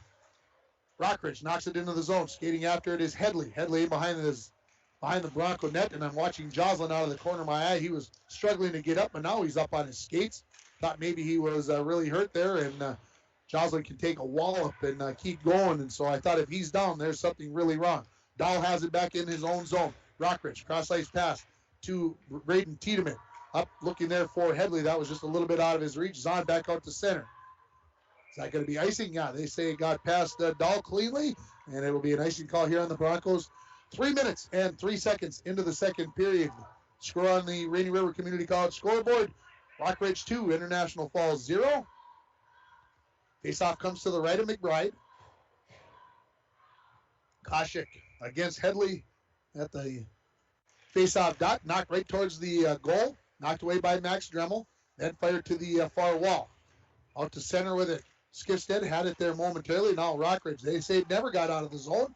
So here they come. Skating in, shoot, goal. Man, that's a quick wrister right there by Dylan Headley. And he gives Rockridge a 3-0 lead. This goal will come at 3:17 of the second period. And it puts Rockridge up by a score of 3-0. You'll get the assist here in a moment, but it is going to be Dylan Headley who gets the goal. Again at 3:17 of the second period. As we get back underway, face-off won by the Wolverines. Sam Troutwine throws it in the near wall. Knocked on there by Glowacz, right back onto the stick of Troutwine, who flips it in to the Broncos zone in the far corner. Reiners tries to clear, kept in by Headley. Headley walks to the top of the circle, far side, shoots, misses the mark. Number 8, Dylan Headley, with the assist to number 18, Isaac Flatley. Headley, Flatley. So just one assist. Isaac Flatley gets the other assist. And here come the Wolverines. This is Headley. Skates into the far circle. Shoots. Missed the mark. Comes off the corner. Broncos try to flick it out by Glowacz. Koscheck knocks it back to Glowacz, and now he gets it out to center. Will this be an icing call? Yes, it's going to be. No. Getting back there and picking up is Skelton. He fires it around the wall, out to the far side. Looking there for Flatley, who gets it into the zone. Makes a move, flicks it off the wall, looking for Brennan Peterson. Right out front, big save right there. On the shot by Dylan Headley, the quick wrist shot. And Carter McBride comes up with the save, stops the clock. With 12:46 remaining in the second period, Rockridge now leads it by a score of 3-0. Face-off coming to the left of McBride. Trying to take it here. This is going to be Dawson Rudebush. For Rockridge, it'll be number 1 center, Parker Savonin. He wins it back. Fired around by Zahn along the near wall. Gets out to center. Back to pick it up there. That is Lamourier. He flicks it up along the wall. Savonin now has it. Skates out of his own zone. Goes to the far wall. Gets to the red line. Flips it in with the backhand. Lamourier in behind his own net. Overskates it. Kicked out to the near wall. And now coming out the Wolverines. Rockridge into the zone. This is Rudebush. Leaves it off for Giruli. Giruli flips one out front. Saved by McBride as that was tipped out front by Bialke. Big save there. And cleared away by the Broncos. They'll take the icing call here with 12:11 remaining in the second period. And that looked like that one was destined for the back of the net through the 5-hole on McBride. But he got the door shut and keeps this a 3-0 hockey game. So if you think about it, these two teams have played nearly 4.5 periods. And Rockridge has outscored the Broncos 9-0 so far. Elsewhere tonight in the area, the Bronco girls basketball team is hosting Greenway over at the Falls High Gym, and Little Fork Big Falls boys are at home against Lakeview Christian, and the LBF girls are on the road at Chisholm as the Broncos come out of their own zone and then get called for offside as Koshik and Dremel couldn't get the timing down there. Max Dremel. So we'll get a face-off on the near side of the ice, just outside of the Rockridge zone. Looks like it'll be Koshik for the Broncos. And it's going to be Cope Robinson for the Wolverines. Cope Robinson wins it back. Lamourier, cross ice for Troutwine. Nick skates up along the far wall. Cross ice looking for Mannanen. They say he didn't tip it, so we'll get the icing call, and we'll get a face-off. To the right of goaltender Levi Mackey, who's kind of back there, kind of leaning on the net, kind of all relaxed and ready to go. Waiting for some action. I'm going to look at the scoreboard. The Broncos have yet to put a shot on goal, and we're 5 minutes and 9 seconds into this second period. No shots on goal in the second period. Face off again to the right of Mackey. And we get a whistle. And what happened? Somebody must have been cheating in a little bit. I didn't see who, but we're going to redo it. We'll see who gets kicked out of the... nobody's going to get kicked out. We're just going to redo it. Face-off control by the Broncos. Reiners throws it around to the near corner. Finally comes to the point, kept up there. Glowak shot there. Mackey comes up with the stick save down in front of the pad, knocks it to the far corner. Puck up on the dasher. Now rolls off, comes into the near corner. Caution. Flips it in behind the net. Picked up there by Nick Troutwine. Nick goes out the far side. Off to Keegan Rudebush. Comes back to Lamourier. He skates it out of the zone. Avoids a poke check there of Koshik. Now flips it in to the Broncos zone after getting across the red line. Into the far corner. Cope Robinson kicks it along to the corner. Reiners tried to clear. Cope Robinson had it there momentarily. Now they battle. Puck comes loose. Nobody really possessing as it comes out in front of the Bronco net. Now knocked back to the half wall. Rudebush, Keegan, skates off the wall. Somebody going to knock him down? Nope. It's going to come loose, and just clearing it away at the last moment was the Bronco defense, and they'll get it back out to center. Rudebush just skated off the wall. There was all kinds of jerseys there. Nobody was going to take the body. Here comes Rudebush. Skates in on the offhand there. His shot, that never got to the net. It was Reiners got a piece of that on the defense. Picking it up is Rudebush. He's knocked off the puck. Manning tries to come in into support. Comes to the point, kept in by Lamourier. Now Max Dremel knocks it out. Race back to the puck. This is Nick Troutwine. Wheels around in his own zone. Tried to flip one here to Lamourier. That was knocked down by Max Dremel. Dremel had his stick lifted, but the puck got to Savonin. Shot. His wrist shot just missed the near post. Or the far post, excuse me. Off the end wall. Wolverines looked to clear. Joslin couldn't keep it in as it went over the glass. And we'll get a whistle. And I believe it'll be a face-off to the right of Mackey. On the ice for the Broncos now. Savonin, Nate Dremel, Jake Olson, Zahn, and Joslin. Looking out for the Wolverines. This is going to be Headley, Lampa, Intihar, Tiedemann, That is Braden Tiedemann, Brant Tiedemann, and Derek Dahl. Face-off won by the Broncos. Joslin fires it back in behind the Wolverine net, comes into the near corner. First one there is going to be Jake Olson. Tied up there, now coming out with it. Oh, not even, yes, they will get it out here. Brant Tiedemann looking for Intihar, but that was intercepted by Joslin. Joslin onto the stick of Savonin. He skates in. Gets knocked off the puck, picks it back up, shoots sharp angle, missed the mark. Comes out to Zahn at the point. His wrister. Threw it to the end wall, now it goes into the far corner. Getting there first is going to be Braden Tiedemann. He skates up along the far wall, pokes it into the Broncos zone. Zahn has it there, flips it back towards the point. Nate Dremel punches it out to center. Intihar knocks it back into the zone. Joslin flips it right back. This should be, no, they say a tip, no icing. Dahl has it behind his own net. Looks near side, skates out with it. Gets it onto the stick here of Lampa. Lampa skates into the zone. Sharp angle shot. Carter McBride right up against the post. Comes up with the save and stops the clock. 9:13 remaining in the second period. Rockridge 3, International Falls 0 on your Rainy River Community College scoreboard. Your future awaits you right here in your own backyard. Rainy River Community College, 285-7722. And talking about Rainy River Community College, their men's basketball team improved to 9-0 in the North Division last night with a big win over Vermilion. They'll be at Hibbing on Saturday. The women will play at 1 o'clock, the men at 3. Face-off win by the Wolverines. Shot from the point by Dahl gets kicked around into the far corner. Centering pass comes onto the stick of Allen. He skates along the far wall, gets to the red line, pokes it towards Mackey in net, sees all kinds of white jerseys bearing down on him, covers it up, takes the whistle with exactly 9 minutes left in the second period. I think that was a wise choice. Maybe as one of his defensemen could have cleared that away, but no sense taking a chance that somebody overskates it and give the Broncos a good opportunity. Face off to the right of Mackey. Headley wins it into the corner. Kicked along there by Braden Tiedemann. He's in behind his own net. Goes up far side now. Chipped out to center. Headley knocked off of his stick by Reiners, who flips one towards the Wolverine net. Picked off there by Braden Tiedemann. Back out to center. Headley had it momentarily. Knocked around. Now back in the Broncos zone. With it is Reiners. Reiners had his stick lifted, but the puck comes loose out to neutral. Back in the Wolverine zone. Braden Tiedemann cross ice. Skating over there to get it first is going to be Headley. Headley looking out of his own zone. Comes near side. Picking it up there is Peterson. Peterson throws it towards the Bronco net. Reiners is the first one there. Flicks it into the corner. Headley has it for Rockridge. He throws one towards the net. That was deflected away. And the Broncos have it. Reiners trying to get it up to Koshik. Right back to Reiners, who flips it out to center. Thrown right back in by the Wolverines. First one to there played off the end wall is Peterson. Peterson knocked out the puck by Glowak.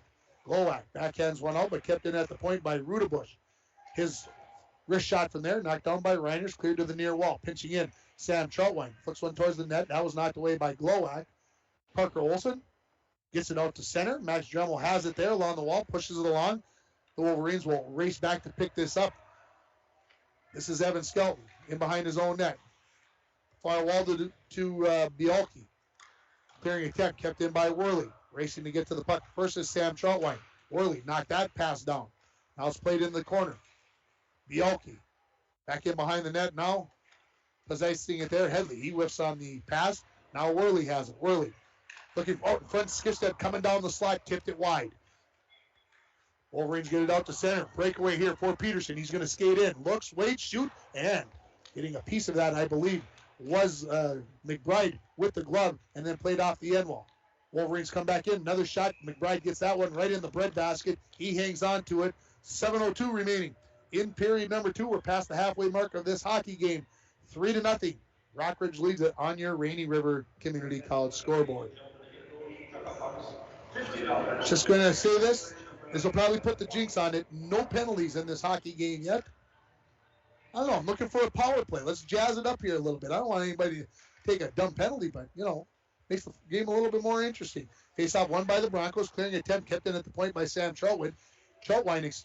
He wrist shot. He fanned on that. Puck played along the near half wall. Wolverines in possession. Pass goes cross ice. Off the wall. Skelton. His shot. Hits traffic. Comes in the near corner. Savonin flips it out to center. Skipstead's going to get it off the far wall. Skates into the zone.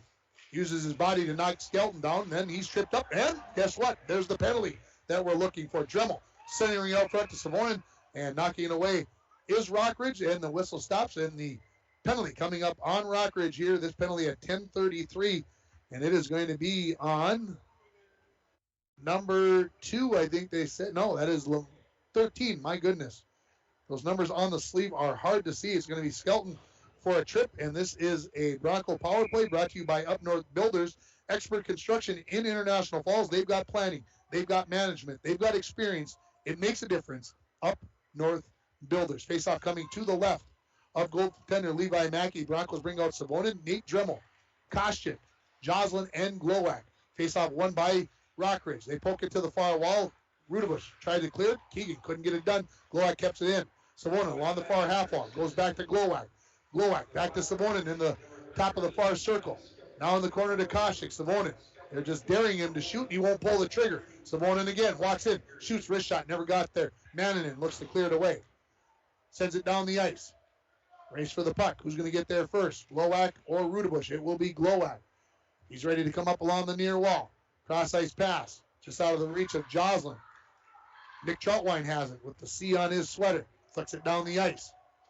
Another race for the puck. Mannen's going to win this one. Centering pass. Keegan Rudebush was tied up. Nice job of getting back into the play there by Koschik to keep that from a shorthanded opportunity. Here's one sent all the way down onto Mackey. That handcuffed him. Turnover. Savonin walks in. Goal!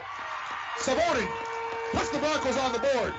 And the Broncos are within 3-1 on the PP. And that means we got a couple of winners.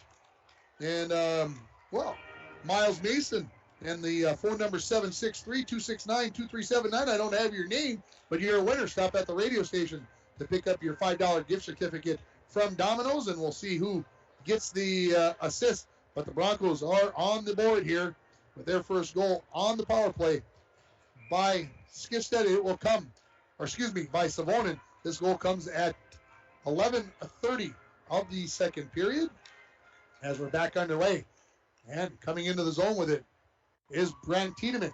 He gets pushed in behind the net by Glowak. Puck comes loose, and we're going to get a whistle. Number 22, Marcus Savonin with the assist, 18, Colin Koschik. And we're going to get a penalty here coming up on Glowak for a hold. So going right on the power play is going to be Rockridge. This penalty comes at the 11:40 mark of the second period. Face off to the right of McBride. Comes out to the point, kept in there by Peterson. Throws it into the corner. Power play here for Rockridge. At the top of the point here, this is Nick Troutwine. Wade shoots, scores. A lot of traffic out in front of McBride. I don't know if he ever saw it. He got down and kicked the leg out, but it is going to be Troutwine. Nick on the power play goal, so we get back-to-back power play goals just 25 seconds apart, and it's a 4-1 lead here for Rockridge. So the Rockridge takes advantage, and we'll see who gets the assist on that. But just a good patient wrist shot to the near post, and it just sneaks inside of it, and it's 4-1 in favor of Rockridge. Broncos off the faceoff. Worley throws it in to the Wolverine zone. Back to pick this up is Braden Tiedemann. He goes out the far side, kept in at the point by Johnson. Big slap shot. Rebound in front. Oh, and able to slide on top of that was Mackey, as the Broncos had two jerseys there waiting for that rebound that never came out to them. So we'll get the assist here on the Rockridge goal momentarily. Face off to the right of Mackey. Number 40, Nick Troutwine. The assist, number 9, Braden Tiedemann. So just one assist is going to go to Braden Tiedemann, so D to D. And so the Broncos throw one towards the net. It's up into the netting off the stick of Jocelyn. 4:40 remaining in period number 2. Rockridge leads at 4-1 on your Rainy River Community College scoreboard. We're going to go give that power play goal there for the Broncos. We're going to give that the Canner Electric play of the game. For all your electrical needs, both commercial and residential, stop at Canner Electric at 500 4th Street in International Falls, or call it 283-8319. Off the face-off, the puck comes in behind the Rockridge net. Dahl has it there, taken away by Savonin. He's tied up.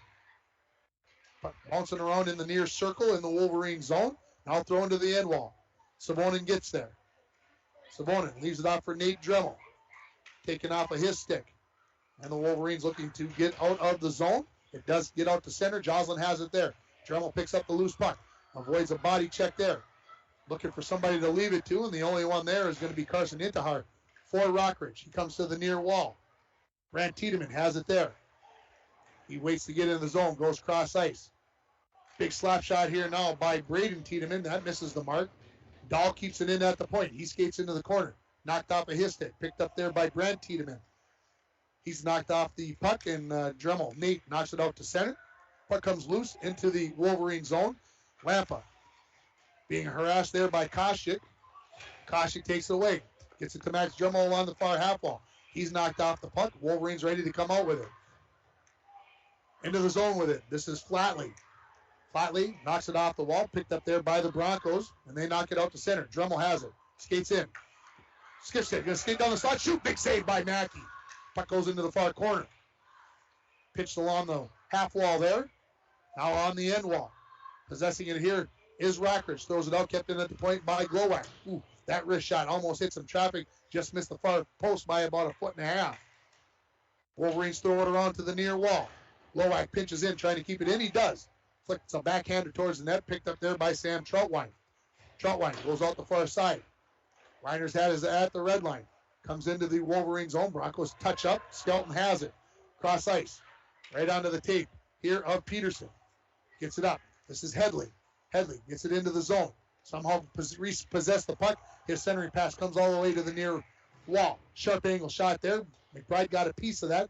Nearly rolled up his stick. I thought it might go into the net. 2.5 minutes remaining in the second period. 4-1 Rockridge leading. There's a shot by Headley that hit Glowack's stick. Goes up into the netting. And we will get a stoppage in play. 2:25 remaining in the second period. 4-1. The score here in favor of Rockridge. Faceoff will come to the left of McBride. For the Broncos, looks like it's going to be Savonin that will take it. And for the Wolverines, it's going to be Cope Robinson to the left of McBride. Savonin wins it back. Zahn throws it into the near corner. Racing over to get it is Joslin. Pokes it along, gets it to Worley. Worley fires it cross ice. That will end up back in the Rockridge zone where Nick Troutwine has it. Nick gets in behind his own net. Goes softly along the far wall for Keegan Rudebush. Tried to tip it off to Robinson. Savonin keeps it in at the blue line as Cope Robinson just couldn't quite handle it. In behind the Rockridge net now, Troutwine flicks it along to Mannanen, onto Cope Robinson. Good pass up to Rudebush. On his backhand, comes in. Flicks it out front. That's knocked away by McBride. Picked up there by Zahn. He flicks it along the near wall. Savonin tried to knock it along, but it was kept in by Nick Troutwine. Zahn has it. Right onto the stick of Mannanen. He flicks it towards the goal. Zahn has it there. Tied up. Now able to skate away. Gets it out to neutral. Try to go cross ice, but that's going to be picked up by Nick Troutwine. Troutwine. Back to Lamourier. Lamourier avoids a couple of poke checks by the Broncos, but couldn't avoid the third one there by Max Dremel, who fires it in to the Rockridge zone. 1:20 remaining in the period. Rockridge leads it 4-1. Nick Troutwine loses an edge. The puck comes onto the stick of Glowacz momentarily. Now Mannanen. He couldn't get it up there to Rudebush as the Broncos put it back into the Rockridge zone. Nick Troutwine out to center. Mannanen. He's knocked out the puck by the body of Ben Glowacz. Puck goes to the far wall. 1 minute remaining in the period. Nick Troutwine has it along the near wall. Gets to the red line. Pokes it along. Mannanen gets it into the zone. Onto the stick now of Reiners. Looks for Skipstead. Couldn't quite control it there. Tipped into the zone by Koshik. Now into the corner. 40 seconds remaining in the period. Troutwine in behind his own net. Nick seems like he's been out there for about the last 5 minutes. I know it's not quite that long. It just feels that way. Into neutral. Mannanen skates in. Glowacz pokes it off of his stick. Fires it around the wall. 30 seconds remaining in the period. Dremel gets there first. Max has it poked off of his stick by Dawson Rudebush. He throws it in behind the Bronco net with the backhand. Reiners looking to clear it out, looking for the long distance pass to Max Dremel. That misses the mark. It's an icing call, and Rockridge is going to get an offensive zone face-off here with 14.4 seconds remaining in the second period. They're leading it 4-1. This is a big face-off here for the Broncos. Fourth line out there for the Wolverines in Dawson, Rudebush, Bialke, and Giruli. First line out for the Broncos. Savonin wins it back. Joslin in behind his own net. Comes out the near side looking for Worley. Worley has it. Skates down the near wall. 5 in the period. Throws it off the wall. Can he race to get there? No. Dawson Rudebush beats him there. Skates in behind his own net. Throws it out to the far wall. And that is going to end the first period. Each team gets a goal in the second frame. And after 34 minutes, Rockridge leads it by a score of 4-1. We'll take a break. We'll come back with the Green Larson Mortuary intermission report. You're listening to Bronco Boys Hockey on K104, rjbroadcasting.com, and you're watching it on yourliveevent.com. And we're back with breaking news. The new Coke Zero Sugar might be the best Coke ever. That's right, Jim. With an improved taste and 0 calories, make sure...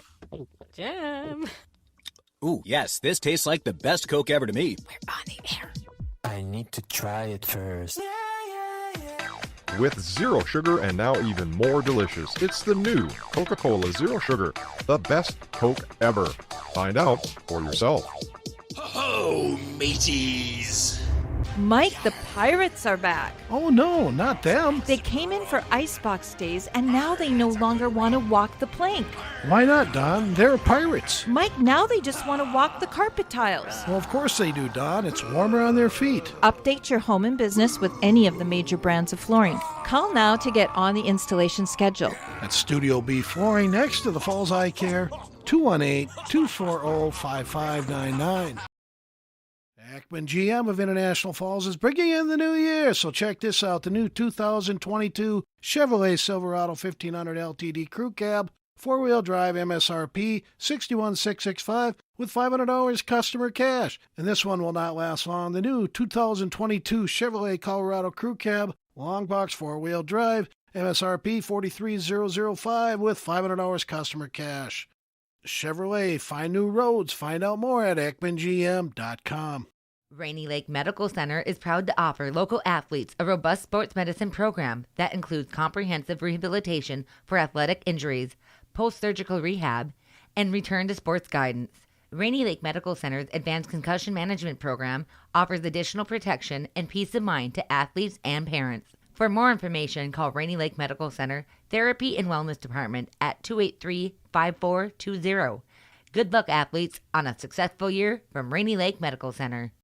This is Jim Berkemeyer, owner of R&J Broadcasting Incorporated. Together with Bernie, we're inviting you to join us on a tour of Victoria, Vancouver, and the Canadian Rockies, July 14th through 23rd. On this tour, we'll visit historic Victoria, tour the breathtaking Butchert Gardens, and experience the stunning scenery of the Canadian Rockies via rails train. Visit holidayvacations.com, keyword RJ. Learn more about this tour and watch the travel show, or call 888-557-1020 for a free brochure. Remember the keyword RJ. Mortuary, Green Larson, welcome to a place to celebrate life and honor every memory. Go to their website at greenlarson.com. 34 minutes in the books here. Rockridge leads it by a score of 4-1. They led it 3-0 after the first period, so each team gets a goal in that second period, and it was even on the scoreboard. A few more shots for the Wolverines in the shots on goal department, but another period where I thought it was fairly even. I really felt like the score indicated more of how the game looked through that period, and I got to go back and change it. It was only 2-0 after the first period. It was Rockridge outscoring the Broncos 2-1 in that period. I apologize. They scored fairly early in that period, so my correction. And if you're screaming at your radio or at your TV or computer that, hey, you don't know what's going on, well, hey, what happens throughout the game. But it is 4-1 in favor of Rockridge, and right now, like I said, it's a pretty even game. The Broncos getting some chances.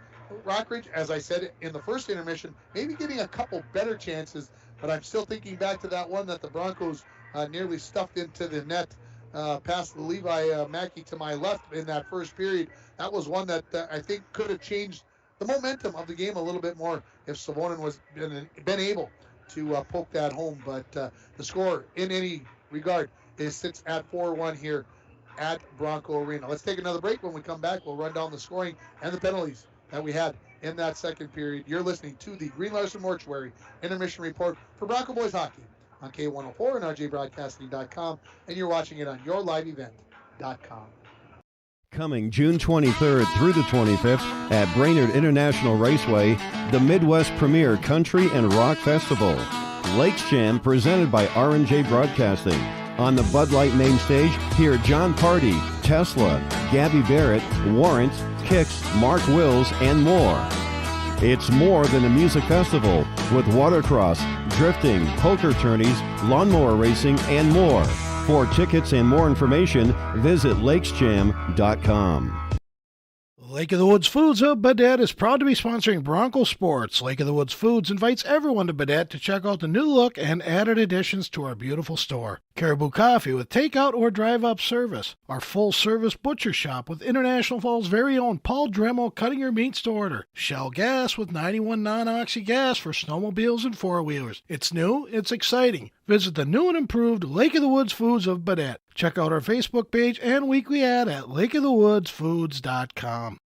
A message from CAPE, Couchiching Area Prevention and Education. The 2021 International Falls Positive Community Norm Student Survey found that most students agree that vaping or using e-cigarettes is never a good thing for anyone in their age range to do, and many students disapprove of their friends vaping or using e-cigarettes. CAPE is working together to empower the communities within Couchiching County to reduce alcohol and other drug use among youth and young adults. Together, we are strong.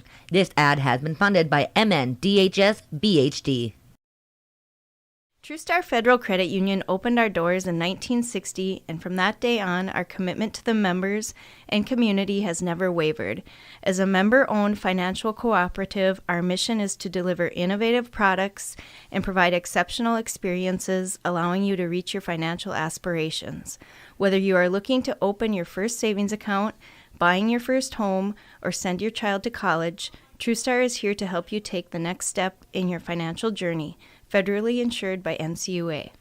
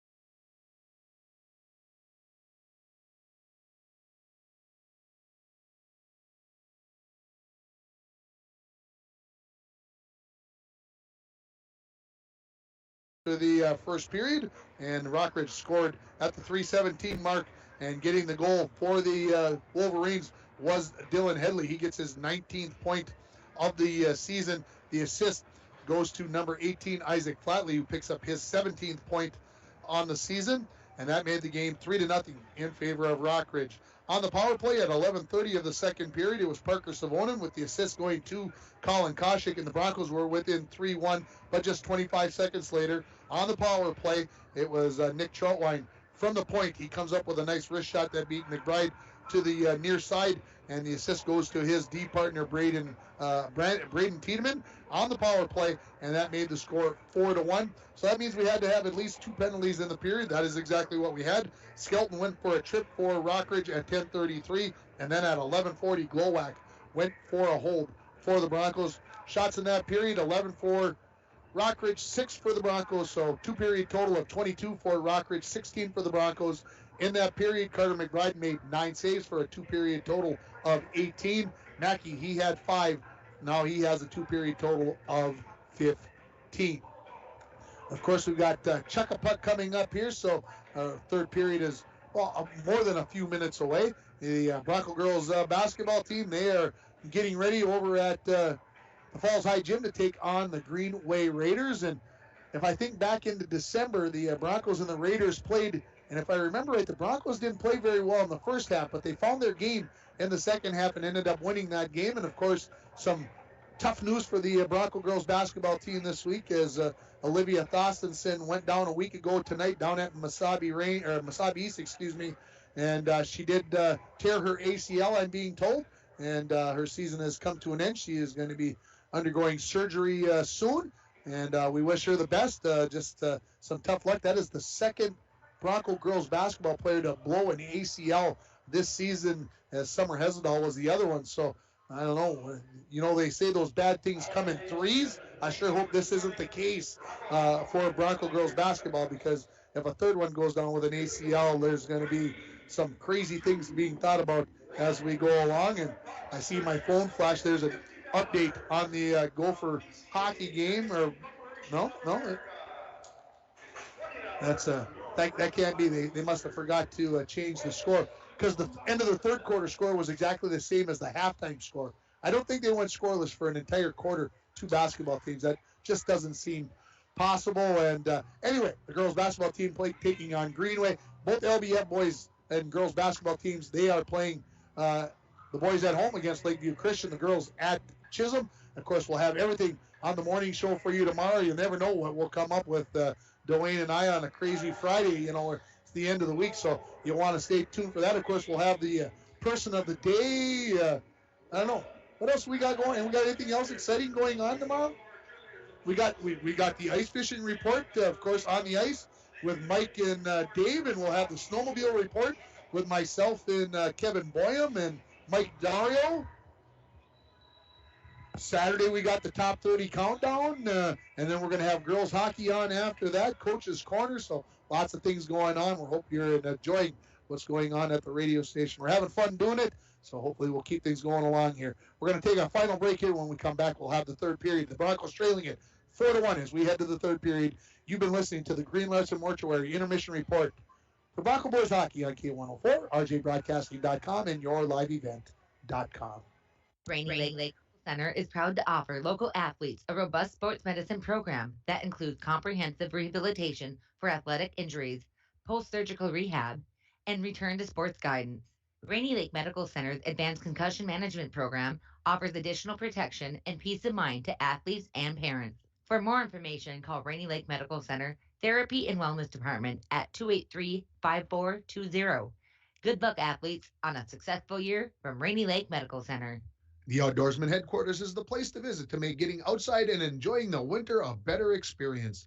iFish Pro 2.0 tip-ups were regularly $69.99, now on sale for $54.99.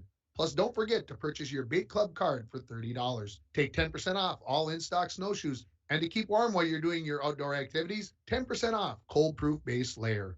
All this and more going on now at the Outdoorsman Headquarters, Highway 53 and 11th Street in International Falls. Looking for a wood stove for some additional heat? Stop into Falls Lumber Company to discuss which products meet the criteria for a 26% tax credit on your fireplace system. Our professionals will help determine which brand or model fit your needs best and the availability in today's tight supply chain. Handling some of the best names in the industry, Falls Lumber Company has the wood stove or fireplace for you. At Packaging Corporation of America, we make Boise brown paper with purpose. We understand our responsibility to the community, and we're honored to support the many needs and events occurring in Borderland. From providing donations to local schools and events, to supporting organizations meeting physical needs in our community, PCA does more than make paper. We make a difference. When it comes to staying warm in the winter season, it's important to have a propane company you can rely on. Lakes Gas has been keeping families warm since 1959. Lakes Gas would like to remind you to check your tanks often and call for a fill when the propane level reaches 30% to assure you always have a warm home. Lakes Gas employs local folks that know the importance of keeping your house warm in the Northland. For prompt, dependable service, call Lakes Gas at 283-3035 or visit them online at lakesgas.com. Back at Bronco Arena, the two teams, I think that may be the first time I've ever seen the two teams, like the goalies jumped onto the ice at exactly the same moment. It was like they agreed that, okay, neither one of us is going to go out first. We won't delay this game any longer. than we need to. And so the score 4-1 as we head to the final period here at Bronco Arena. Rockridge is leading it. They scored twice in the first and twice in the second. The Broncos getting their goal in the second period. That's where we're at right here. And as we get ready for the third period, the cheerleaders out on the ice doing the school song on Wisconsin. I suppose Rockridge has probably had to pick a school song by now.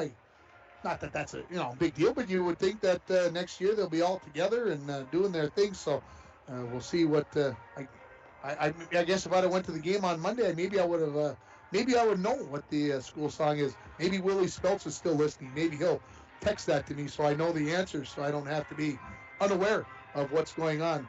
So Broncos will be going right to left in this third period. Make sure you stay tuned for the Manco Trucking post-game show. Hopefully I'll be able to go down and get an interview with a Bronco hockey player, and of course we'll name our North Star Electric Energy Star player of the game. So as the Broncos break out of the from in front of their own goal, we're ready for this third period. Again, the Broncos going right to left. 17 minutes on the clock. Broncos put out their first line. The Wolverines put out their first line. Linesman points to the scoreboard operator. You ready? We are. We're all set, and we're underway. Puck still being knocked around right at the red line. Finally, Savonin has it. Straddling the red line, he throws it into the Rockridge zone. Back to pick it up is Lemorier. He tries to go out the far side. He whipped on the pass and then picked it back up. Comes out to the near side to Rudebush. Keegan knocks it into the zone. Joslin tied up there, but comes into the corner. Now in behind the net with it. That was Mannanen. Mannanen went back to Rudebush, who tried to go right back to Mannanen. They couldn't connect. Pinching in from the point was Troutwine. Throws it in behind the net. Now Troutwine flips one towards the net with the back end. Comes in behind the net to pick it up there. Tried to leave it to Keegan Rudebush. It goes into the far corner. Rudebush has it there. Knocked off of his stick by Worley, but he picks it right back up. Skates down the slot. Shoots. That hits a stick. Goes over the top of the net. Sabonin picks it up off the glass, off the end wall. Tries to flip it out. Kept in by Rudebush. Rudebush flips it along the wall. Joslin uses his body to get it out. Now here comes Cope Robinson. Right back in. Makes a nice move. Joslin gets up in the air a little bit. Knocks the puck away. And Sabonin gets it out to neutral. Max Dremel and Troutwine battle on the wall. Max comes off the wall with it. Try to pull that past Lemorier, but Lemorier caught up with that. Knocked off of his stick into the near corner. Nick Troutwine, he's got it. Takes it behind his net. Taken away by Max Dremel. Trying to kick it away. Gets it to Koshik. He flips it off the back. Came right back at him. Centering pass for Nate Dremel. That goes over his stick. Thrown towards the net by Glowak. And now the Wolverines out to center. Reiners knocks it off to Koshik. Koshik wheels back by his blue line. Throws one up to Dremel, who tips it into the Rockridge zone. We're a minute and a half into the third period. Score remains 4-1 on your Rainy River Community College scoreboard. In the corner with it is Nick Troutwine. He winds up right in front of his own net. Gets it out to center, I believe, and now puck rolls along. Gets past Reiners. It's in his skates. Turns. Looks for Max Dremel. He wasn't aware. Somehow the puck comes right to Nate. Nate lost the handle on it. Comes onto the stick of Glowak, cross ice for Reiners, who flips it into the Wolverine zone. Back to pick it up, Lemorier. Goes out far side. Throws one long, but that's intercepted by Worley, and then onto the stick of Allen. He goes into the far circle. Flips it behind the net, into the near corner. Worley will chase it down there. Goes out to the point to Joslin. Joslin flips one toward the net. That's knocked away by Rockridge, and they throw it out to neutral. Back into his own zone with it is Joslin. Flips one off the glass. Allen couldn't come up with it. Lampa does. He tried to put it along the wall. Allen knocked that one away. Puck bounces up in the air. Now Worley. Looking for Allen to Worley.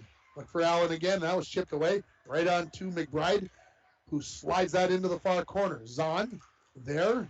Maybe got away with a little bit of hold there, did the Wolverines, as they grabbed the back of his jersey. It looked like to me to kind of slow him down. 3 minutes into the third period. Score remains 4-1. Wolverines push one towards the net. That's wide of the mark. And we are going to get a whistle because the net is off of its moorings. And we'll get a whistle here with 13:56. That feels like that's like the first whistle that we've had in the period. I don't know. It seems like I've been talking a while and not sure if how the puck ended up in the back of the net. I don't know. Anyway, the linesman pulls the puck out of the back of the net. Like I said, I'm not sure how it got there. But the referee noticed that the net was not where it was supposed to be, so he whistles it down. We'll get a face-off to the right of McBride. Looks like it'll be Headley versus Koshik. Headley wins it back to the near post, to the near point, to Braden Tiedemann. Out front, tip, and it went wide off the stick of Flatley. Back into the corner with it. Peterson, in between the legs pass, skating in and off the shoulder pad of McBride, the goaltender, was the shot by Braden Tiedemann. Kept in at the point by Rockridge, now poked out to center by Zahn. Picking it up there is going to be Braden Tiedemann. Big body check there from Skifstead. Puck comes loose back into the Rockridge zone. Back out to neutral. Tipped around. Now back in the Wolverine zone, and they say played with a high stick. So we'll get a face-off to the right of Rockridge goaltender Levi Mackey. 13-17 remaining in the third period. 4-1. Rockridge leads it on your Rainy River Community College scoreboard. Broncos will come out with Savonin, Worley, and Nate Dremel. Defensemen in Reiners and Glowak. Face-off won by Rockridge. Skelton along the end wall, pinned up there by Worley. Puck comes loose in the corner. Skelton has it again. There's a big check by Worley and almost in a bad place. Puck out in front there. Worley has it. Makes a move. Savonin walks down in the circle. Pushes back out front. Pushed it wide. Couldn't decide, I think, whether he wanted to pull the trigger or try to hit Dremel coming down the far side. If he'd have made contact with Dremel, it would have been a beauty, but they couldn't connect. Out to center. Glowak throws one right onto the goaltender, Levi Mackey. Worley tried to leave one to Savonin as he skated into the slot, but couldn't control it. Here come the Rockridge Wolverines into the zone with it. This is Flatley. Flatley skates in behind the net. Chases it down in the far corner. Leaves it there. Picked up by Glowak. Flicks it along the wall. Broncos kick it out to center. Having it there momentarily was Sam Troutwine. Now knocked away by Nate Dremel. Savonin falls down. Got tied up with the linesman and couldn't get after the puck. Comes to the point. Glowak throws one into the near corner. Kept in at the point by Reiners and now back out by Rockridge. Max Dremel has it right here in front of the penalty box on the near wall. Reiners has it. Tried to get it past the Wolverine player. He did. Allen could not get possession of it, and now here comes Rockridge back the other way, laying on the brakes with it. Shooting, hit the side of the net. That was Brad Tiedemann. In behind the Bronco net with it is Reiners. Allen, cross ice, hits Dremel. Dremel tries to squeeze between two Rockridge players. They'll have none of that, and they knock it back out to center. Zahn has it there. Zahn throws it into the Rockridge zone. Picked up there by Nick Troutwine. He's knocked out the puck. Who's going to get there? Allen flips it into the back of the net. Turnover. Royce Allen says, I'll take advantage of that. He flips it into the net on the backhand, and the Broncos are within 4-2 here with 11:29 remaining in the third period. Score comes at 5:31, and the Broncos are now trailing by just 2, the most dangerous lead in hockey. And we'll see. I don't think there'll be any assist on that as Allen picked up the turnover on his own. But the Broncos get within 2 here at 4-2, right off the face-off. Broncos push it in to the Rockridge zone. Skifstead grating his way down the far wall. Now up to the point. Savonin keeps it in. Now comes out to center. Flipping it back in is Zahn. Bouncing puck wide of the mark. Number 16, Royce Allen. The assist. Number 5, Max Dremel.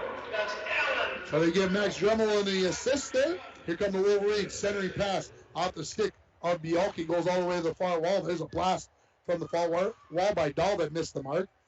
Centering pass by Bialke. That's taken away by Zahn. Knocked off of his stick by Dawson Rudebush.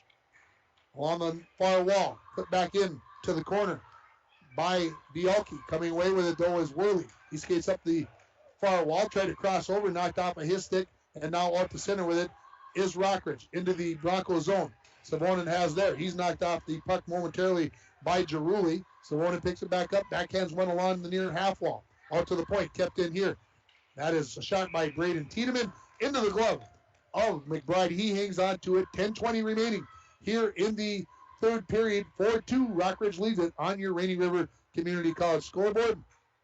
And we're going to get that backhand goal by Royce Allen, the Snap Fitness Snap decision of the game. Snap Fitness on Sherwood Drive is a 24-hour facility with free weights, tanning, hydro massage, and more. Personal training is available. Give Haley Silvers a call at 283-0020.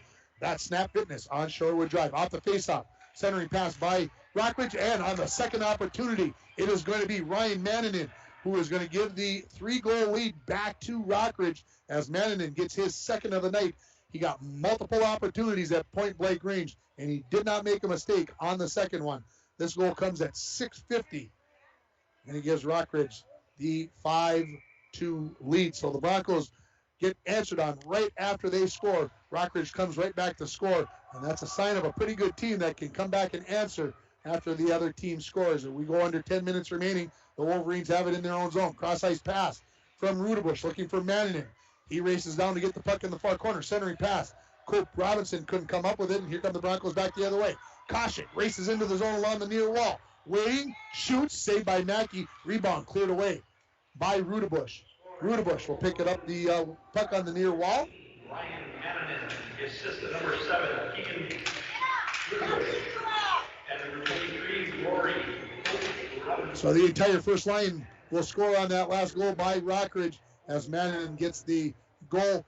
Rudebush, the assist man for Rockridge, he gets one of the assists, and Cope Robinson the other. Here come the Wolverines right back in, centering pass off the stick of Lampa, knocked away. Lampa picks it back up, another centering attempt. That's knocked away by Zahn, right onto the stick of Koshik, poked off of his stick, picking it up. Here is going to be Tiedemann. Brandt throws one towards the net. McBride gets a piece of that one. It goes up over the top of the net. Kept in at the point by Sam Troutwine.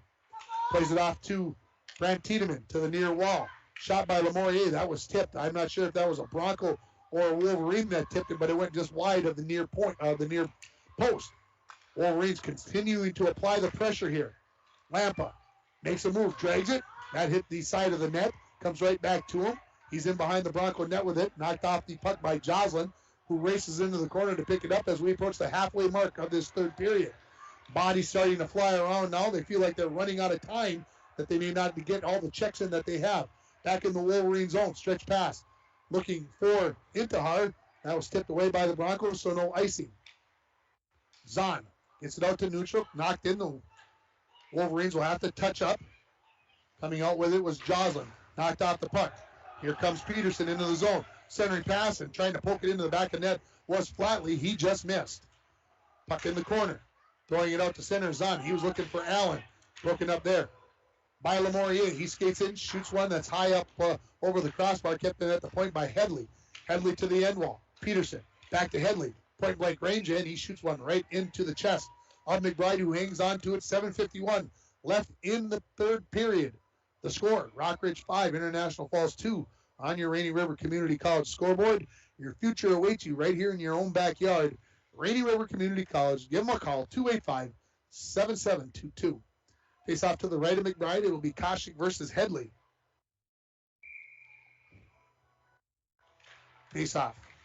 Comes right back, and racing up there to get was Headley. He throws one onto the net, kicked away by McBride. Broncos knock it out to neutral. Right back in by the Wolverines. Picking up is Headley. He skates in. Tries to go to the backside. Maybe should have pulled the trigger as the Broncos were waiting for him to pass it, and they break it up.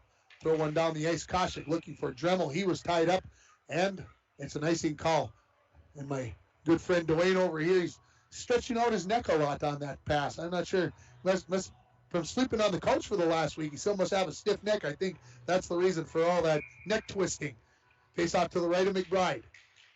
Goes out to the point. Making a move there. Backhanding one towards the net, flipped away there by Glowak. Bouncing puck right out front. Oh, Headley just missed that. The first shot there was by Lamourier. Out to center. The Broncos get it. Rockridge gets tagged up, and now here come the Broncos back the other way. Koshik has it knocked off his stick at the blue line. Rockridge back the other way. Flatley had it. Now, where's it at? Poked into the Broncos zone. Flatley has it. Comes to the near wall. Headley tried to go right back to Flatley. They couldn't connect. He goes to the far wall. Peterson has it there. Peterson in the corner. Skates out with it. Looking for Flatley. That comes to the point. Shot from there. That hits traffic off the stick of Tiedemann. Of Skelton. Skelton gets it right back, throws it into the corner. Now, the Wolverines are territorially dominating this period right now. A lot of action over here to my right in this period. The Wolverines continue to possess. Try to go back door. Headley couldn't come up with that off the pass from Peterson. He wheels out of the corner, does Headley. Makes a move, backhand over the top shoulder. and under the bar and makes it 6-2 Rockridge. That's just a beautiful goal. There's just no other way. He skated out of the corner, just picked his spot with the backhand, and he buries it, and it's 6-2 in favor of Rockridge. This goal comes at 10:33. Headley picks up his second, and the referee is discussing whether there should be any assist, and maybe there should, but that's just a pretty play out of the corner. I just can't say enough about it, and that is the 20th point on the season for Headley, as he's now got 8 in the goal department, 12 on the assists. Out the faceoff, Worley has it, skates into the zone, tries to flip it off the wall, and maybe got a little knee out there, but the referees didn't see it maybe the same way that I did. Bielke tries to clear it, kept in by Joslin, but right onto the stick of Dawson Rudebush, poked off of his stick by Savonin. Being ping-ponged around in the neutral zone, now knocked back into the Wolverine zone. Waiting to get the scoring here from the PA announcer. We'll see what he comes up with. Number 18, Isaac Flatley. The assist, number 3, Brennan Peterson. As Flatley from Peterson. That was 18. I'm almost sure that it was 8, not 18 with that goal, but I could be wrong. Puck is in the Bronco zone, flipped out front. Joslin just got away with a trip. The referees, I think, have decided that this game is going to be swallowed with the whistles. Joslin gets it into the Wolverine zone. Back to pick it up is Braden Tiedemann in behind his own net. Dremel poked it away momentarily. Now Tiedemann goes out the far side. Tried to get it out to center was Giruli, and on a second attempt, and with some help, he does. Wolverines throw it in. They'll change up their forward lines. Back to pick it up is Reiners. Reiners to Koshik. Koshik skates through neutral. Loses the handle on it at the blue line. Keeps after it. Hooked in behind the Rockridge net. Bielke. Pass behind the back. Looking there for Cope Robinson. Big hit there from the Broncos. Dislodges the puck. They had it momentarily. Puck comes to the near wall. Cope Robinson gets it along to Keegan Rudebush. Had it knocked away. Now brings it right back in. Rudebush makes a move at the blue line. Makes the second one, but that was knocked away by Max Dremel. Rudebush races to the far corner to pick up the puck. Tries to make a couple of moves, but 2 Broncos take the puck away from him. Cope Robinson tried to get it off to Mannon in that first line now. For Rockridge starting to flex their muscle here and really show what they can do. Turnover, shot. Ooh, big glove save there by McBride. That maybe was going over the crossbar or going to hit the crossbar. But McBride got the left hand up there and comes up with the save with 4:15 remaining in the third period. 6-2. Rockridge leads it. Remember, they beat the Broncos 6-0 on Monday night down at the brand new state-of-the-art, I'm being told, Iron Trail Motors Event Center. Can't wait to get down there and see what it's like. I heard it's not a great place for announcers to broadcast the game, but it sounds like it's a great place to for the fans. Face-off win by the Wolverines. Nick Troutwine along the near wall. Backhands in, one behind the net. Manning it. Backhands one out on a centering attempt. That's going to come all the way out to center. Nick Troutwine back to pick it up. Cross ice. Lemorier looking up, looking for Cope Robinson. They can't connect. Broncos have it. Joslin flips one along. Knocked away here by Nick Troutwine. He pokes it into the Bronco zone. Zahn has it. Lays on the brakes in the corner. Now comes up along the near wall. Thought about going cross ice. Second opportunity. Keegan Rudebush is going to come up with the turnover and bury it up underneath the crossbar, and it makes it 7-2. And Zahn was convinced he needed to go cross ice with that. Rudebush just waited for him to pass it right to him, and he walks in and makes no mistake, as Rudebush was going to score his second goal of the year, and he gives Rockridge a 7-2 lead. This goal comes at the 13-19 mark of the third period. And the team's getting some changes out here. Now we're ready as we come back to play. Thrown to the far wall. Koshik to Dremel. Parker Olson has it. Kicks it along. Number 7, Keegan Rudebush. Assistant number 15, Ryan Manning. Wow. I don't know how he could have gotten 15. Could have gotten an assist on that when the pass came right from the Bronco player and right onto his stick. But all right, we'll play the game. Out at center with it. Joslin, he gets tripped up. Neither referee hand up. Now Sam Troutwine has it back in his own zone. Skelton trying to go long distance pass to Brad Tiedemann. He got a piece of it to stop the icing. Now passes one back right up front. Wow. Intihar. Empty net there as McBride was down, and he's on the back door, and he slips it in there, and it is 8-2, and they have put this game into running time with this goal coming at 14:02.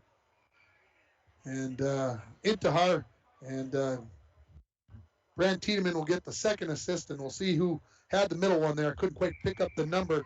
I got a feeling it had to be the center on that line, Casey Lampa, but I'm not 100% sure if he had the first assist. Here come the Broncos right back into the zone. Worley puts a shot right onto the goaltender, Mackey. Bouncing puck out front, finally cleared away by Rockridge to the near wall. Number 5, Carson Intihar. Assist to number 16, Casey Lampa. And number 4, Brent Tiedemann. So there you go. There's the scoring. I got one right tonight. I feel accomplished as the clock running now, under 2.5 minutes remaining in this hockey game as McBride comes up with the stop to my right as that puck came in from neutral. We'll get a face-off to the left of McBride. Again, stay tuned for the Manco Trucking post-game show. Face-off, knocked around, centering in, and there's a shot. McBride comes up with a save off the shot by Brendan Peterson. That one handcuffed him a little bit, but he got enough of it. And we get a whistle and the net. Gonna have to work on that near post on to my right. That one keeps slipping off as McBride puts his skate up against the post. And as he gets over there, the net knocks off. And so we get a stoppage in play. 1:45 and counting remaining here. Koshik wins it back. Stepping in to pick that up is going to be Flatley. His centering pass knocked away by Koshik to the point. Skelton throws one towards the net. And coming away with it is Allen. Looking for Koshik. And they say icing. They say he didn't get a piece of that. And my compadre to my left, come on. Anyway, face-off coming to the left of McBride after the icing call on the Broncos. Want to thank Service Master. Don't look like we're going to get a timeout in this game. Service Master of International Falls for a home that is professionally clean all year round. Call Service Master at 283-4475. Todd and Gretchen will take very good care of you. We get a whistle off the face-off. Somebody jumped the gun. They'll chase Koshik from the circle. Royce Allen will come in to take it against Dawson Rudebush. The linesman going to keep everybody out of the circle. Face-off won by Rudebush from the point. Skelton shot goes wide of the mark. To the far side, pinching in from the point was Sam Troutwine. He gets it in behind the Bronco net. Centering pass, sharp angle shot by Bialke, knocked away by McBride. And here come the Broncos out of their own zone. Koshik in possession. Gets pushed wide. Now knocked off the puck there by Skelton. Puck comes to the point. Kept in by Glowak. Shot by Joslin. And Koshik tried to get a piece of that, changed the direction on it. But Levi Mackey comes up with the save, hangs on to it with 10 seconds remaining. And I don't think we'll get a face-off here. That is going to be the final score here from Bronco Arena. The score, well, they're going to drop the puck. Hey, better hang on. Joslin's going to get one opportunity. That hits somebody out front, goes wide of the mark. And now it is in the books. The final score, Rockridge 8, International Falls 2. The Wolverines win the 2 games this week, both by 6-goal margins. We're going to take a break. We'll come back with the Manco Trucking post-game show. You're listening to Bronco Boys Hockey on K104 and RJBroadcasting.com, and you've been watching it on YourLiveEvent.com. This is Jim Berkemeyer, owner of R&J Broadcasting Incorporated. Together with Bernie, we're inviting you to join us on a tour of Victoria, Vancouver, and the Canadian Rockies, July 14th through 23rd. On this tour, we'll visit historic Victoria, tour the breathtaking Butchert Gardens, and experience the stunning scenery of the Canadian Rockies via rails train. Visit holidayvacations.com, keyword RJ. Learn more about this tour and watch the travel show, or call 888-557-1020 for a free brochure. Remember the keyword RJ. From all of us at Enbridge, thank you. Thank you. Miigwech, and thank you for working on Line 3 replacement. Thank you to everyone who supported this project. Construction is complete on a new and safer pipeline that will deliver the North American energy that we all rely on every day. And it's done thanks to the support and hard work of thousands of people. I'm grateful for every single voice of support and every hour of labor put into this project. Thank you. Rainy Lake Medical Center is proud to offer local athletes a robust sports medicine program that includes comprehensive rehabilitation for athletic injuries, post-surgical rehab, and return to sports guidance. Rainy Lake Medical Center's Advanced Concussion Management Program offers additional protection and peace of mind to athletes and parents. For more information, call Rainy Lake Medical Center Therapy and Wellness Department at 283-5420. Good luck, athletes, on a successful year from Rainy Lake Medical Center. Ackman GM of International Falls is bringing in the new year, so check this out. The new 2022 Chevrolet Silverado 1500 LTD Crew Cab, four-wheel drive, MSRP $61,665 with $500 customer cash. And this one will not last long. The new 2022 Chevrolet Colorado Crew Cab, long box, four-wheel drive, MSRP $43,005 with $500 customer cash. Chevrolet. And we're back with breaking news. The new Coke Zero Sugar might be the best Coke ever. That's right, Jim. With an improved taste and 0 calories, make sure... Jim. Ooh, yes, this tastes like the best Coke ever to me. We're on the air. I need to try it first. With zero sugar and now even more delicious, it's the new Coca-Cola Zero Sugar, the best Coke ever. Find out for yourself. At Packaging Corporation of America, we're proud to sustainably manufacture America's top-selling brand of paper right here at our International Falls Mill. PCA is committed to U.S. manufacturing, environmental excellence, and providing great support to the many events that make our community unique, including the International Falls Bass Championship. At Packaging Corporation of America, we make more than paper. We make a difference.